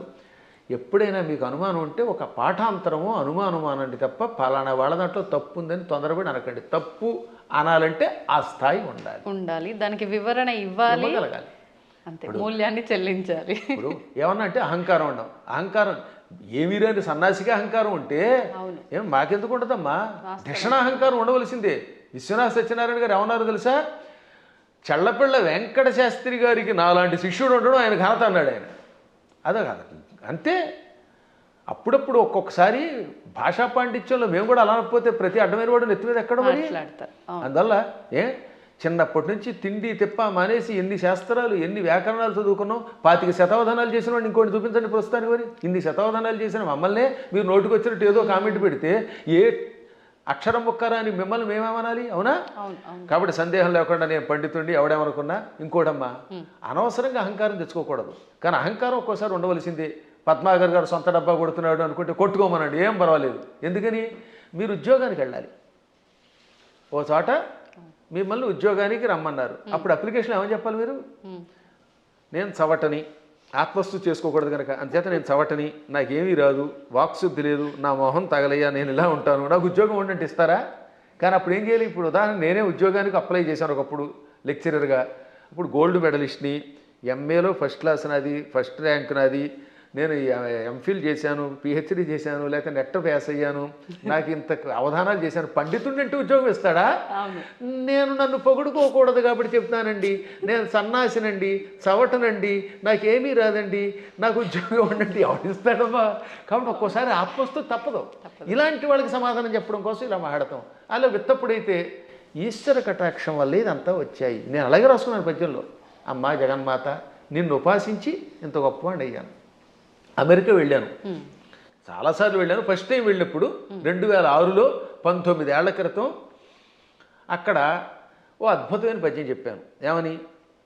ఎక్కడి ఆంధ్రమందు గల ఏలురో, ఎక్కడి ఆంధ్రమందు గల ఏలురో, ఎక్కడి కాలిఫోర్నియా దిక్కును మృక్కులేని పరదేశమునందున నిర్భయముగా ఒక్కడనై చెరించితి, మహోన్నత కీర్తిని గంటి సంపదల్ మిక్కిలి గంటి. ఇదంతా పొగడ్త కింద ఉంది కదా. ఎక్కడి ఏలూరు, ఎక్కడి కాలిఫోర్నియా దిక్కు మొక్కు లేని పరదేశంలో నిర్భయంగా ఒక్కడిని తిరిగాను, కీర్తి పొందాను, సంపదలు పొందాను. కానీ చివరిని ఏమన్నాను తెలుసా? మిక్కిలి కీర్తి గంటిని నీ పద జలేజము భక్తిని గొల్చి అంబిక. అది కొస మెరుపు. ఇదంతా ఎలా వచ్చింది?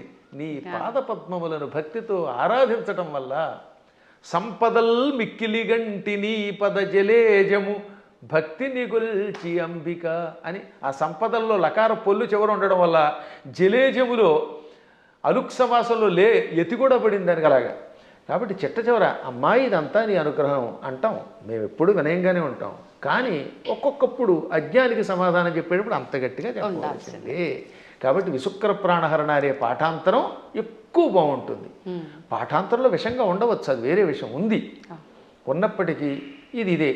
కాబట్టి ఎవరికి ఏది కావాలంటే వాళ్ళ గురు పరంపరను పెట్టి దాన్ని సేకరించెదరుగాక అని మంగళాశాసనం చేస్తూ మరొక్కసారి మీ అందరి దగ్గర సెలవు తీసుకుంటున్నాను. ఈ 2 మాటలు కూడా చెప్పేయండి గురుగారు. ఇంకా ఇప్పుడు ప్రతి ఒక్కరిలో ఉన్న ఒక చిన్న డౌట్ ఏంటంటే, వారాహి అమ్మవారు ఇప్పుడు మీరు చెప్పిన దాన్ని బట్టి పురాణాల నుంచి ఎప్పటి నుంచో ఉన్న విషయమే, కానీ ఇప్పుడు ఈ 3-4 సంవత్సరాల నుంచే కొత్తగా వింటున్నాం ఎక్కువగా. కాబట్టి ఎవరు ఆరాధించకూడదు, గోప్యంగా ఉంచాలి, గుప్త నవరాత్రులు ఇదంతా కూడా మాట్లాడుతున్నారు. అసలు వాస్తవం ఏంటంటే అక్కడ గోప్యంగా ఉంచమని ఎందుకన్నారంటే, ఎవరికి పడితే వాళ్ళకి, అజ్ఞానులకి, నాస్తికులకి, కమర్షియల్గా వాడుకునే వాళ్ళకి చెప్పకూడదు. ఇప్పుడు పెద్ద సమస్య ఏంటంటే, కలియుగంలో ఒక ఆయన కష్టపడి ఉపాసన చేశాడు అనుకోండి, ఇంకెక్కడి నుంచి స్వార్థపరులు బయలుదేరుతున్నారు కొందరు. వాళ్ళు గుడి పెట్టేసి, పీఠం పెట్టేసి ప్రజలు దోచుకుంటారు. మీరు చూస్తూనే ఉన్నారు కదా. చీరల్ని ప్రమోట్ చేసేవాడు, పూజల్ని ప్రమోట్ చేసేవాడు, బాబో ఎలా తయారయ్యారంటే అలా తయారయ్యారు. అందుకని వద్దనండంలో ధర్మం ఉంది. కానీ అసలు ఉపాసన వద్దండం మనవాళ్ళం వద్దండానికి. భక్తి కలిగిన ఎవడైనా ఉపాసకుడే. ఎప్పుడూ ఉన్న ఉపాసనలు. కాకపోతే ఉపాసనలు అనేది మీ ఓపికలను బట్టి చెయ్యండి. మోసగాళ్ళ మోసంలో పడకండి. ఈ విషయంలో మాత్రం మోసగాడు తయారయ్యారు, సందేహం లేకుండా. ఇంకా అక్కడి నుంచి వారాహి దేవతకి ఒక గుడి కట్టేయడం, అందరినీ నా దగ్గరికి వచ్చేయండి అనడం, దాంతో వచ్చిన వాళ్ళ దగ్గర ఏమో డబ్బులు లాగడం, చీరలు లాగడం, గందరగోళం అయిపోతుందమ్మా. వాళ్ళని దృష్టిలో పెట్టుకు చెప్పారు తప్ప ఉపాసనని తిట్టట్లేదు అవతల వాళ్ళు కూడా. ఈ ఉపాసన పేరు చెప్పి వంచకత్వం ఎక్కువైపోవడం వల్ల వంచకులు దృష్టిలో పెట్టుకుని కొంతమంది వద్దన్నారు తప్ప, అన్నవాళ్ళు కూడా ప్రజల యొక్క బాగుని దృష్టిలో పెట్టుకున్నారు కదా, అది మంచిదే. నిజమైన ఉపాసకులు ఆడంబరం లేకుండా ఉంటారు. ఇప్పుడు ఎప్పుడైనా నేను పూజ చేశాను, ఒక్క పూజ బయట పదే చెప్పుకుంటా, డబ్బా కొట్టుకుంటావు, కొట్టుకోం. అత్యవసరం వస్తుంది ఒక్కోసారి. అలాంటప్పుడు చెప్పాలి తప్ప వీటితోటి అవతల వాళ్ళ దగ్గర డబ్బులు వసూలు చేయడం, వాళ్ళు మోసం చేయడం తప్పే. కానీ వారాహి ఉపాసన ఎప్పటిది కాదు, యోగ యోగాలు. బ్రహ్మాండ పురాణంలో ఉంది. బ్రహ్మాండ పురాణం వ్యాసుడు రాశాడు, కొన్ని వేల సంవత్సరాల క్రితమే ఉంది. అవి కూడా కాదంటే అది వాళ్ళ కర్మ. సంతోషం అండి. మంచి అంటే ఒక నిర్ధారణ అనేది జరిగింది ప్రతి ఒక్కరికి కూడా. అంటే పెద్ద పెద్ద జ్ఞానులు, యోగులే వారాహి అమ్మవారిని ఆరాధించరు, మీరెవరు ఆరాధించడానికి అని ఖచ్చితంగా చెప్పే వాళ్ళు ఉన్నారు ప్రస్తుతం మీడియా ముఖంగా. అసలు లేదు అందరూ ఆరాధించే వాళ్ళు. అంత మొత్తానికి జనాలకి ఏమైపోయిందంటే ఒక క్లారిటీ మిస్ అయిపోతుంది. సంతోషం గురుగారు, చాలా మంచి విషయాలు తెలియజేశారు. ఇంకా సమయం ఉంటే ఇంకా మాట్లాడాలని ఉంది, కానీ ఇప్పటికే చాలా సమయం అయిపోయింది. మీ అనుమతి ఉంటే మరొక వీడియోలో తప్పకుండా మంచి విషయాలు మాట్లాడుకుందాం. ధన్యవాదాలండి. తవ్వండి, తవ్వుతూనే శివలింగం సరే దాన్ని అట్లా కప్పేసేయండి, చూపించదండి. Krishna is there. మూర్తి పూజ కాదు, సాక్షాత్ బ్రజేంద్ర నందన భగవాన్ ఉన్నారు మూర్తిలో. ఏమీ ఆశించకుండా ఆరాధించే వాళ్ళు కూడా ఉన్నారా ప్రభుజీ? నిజమైన భక్తి అంటే మనకు తెలియదు కాబట్టి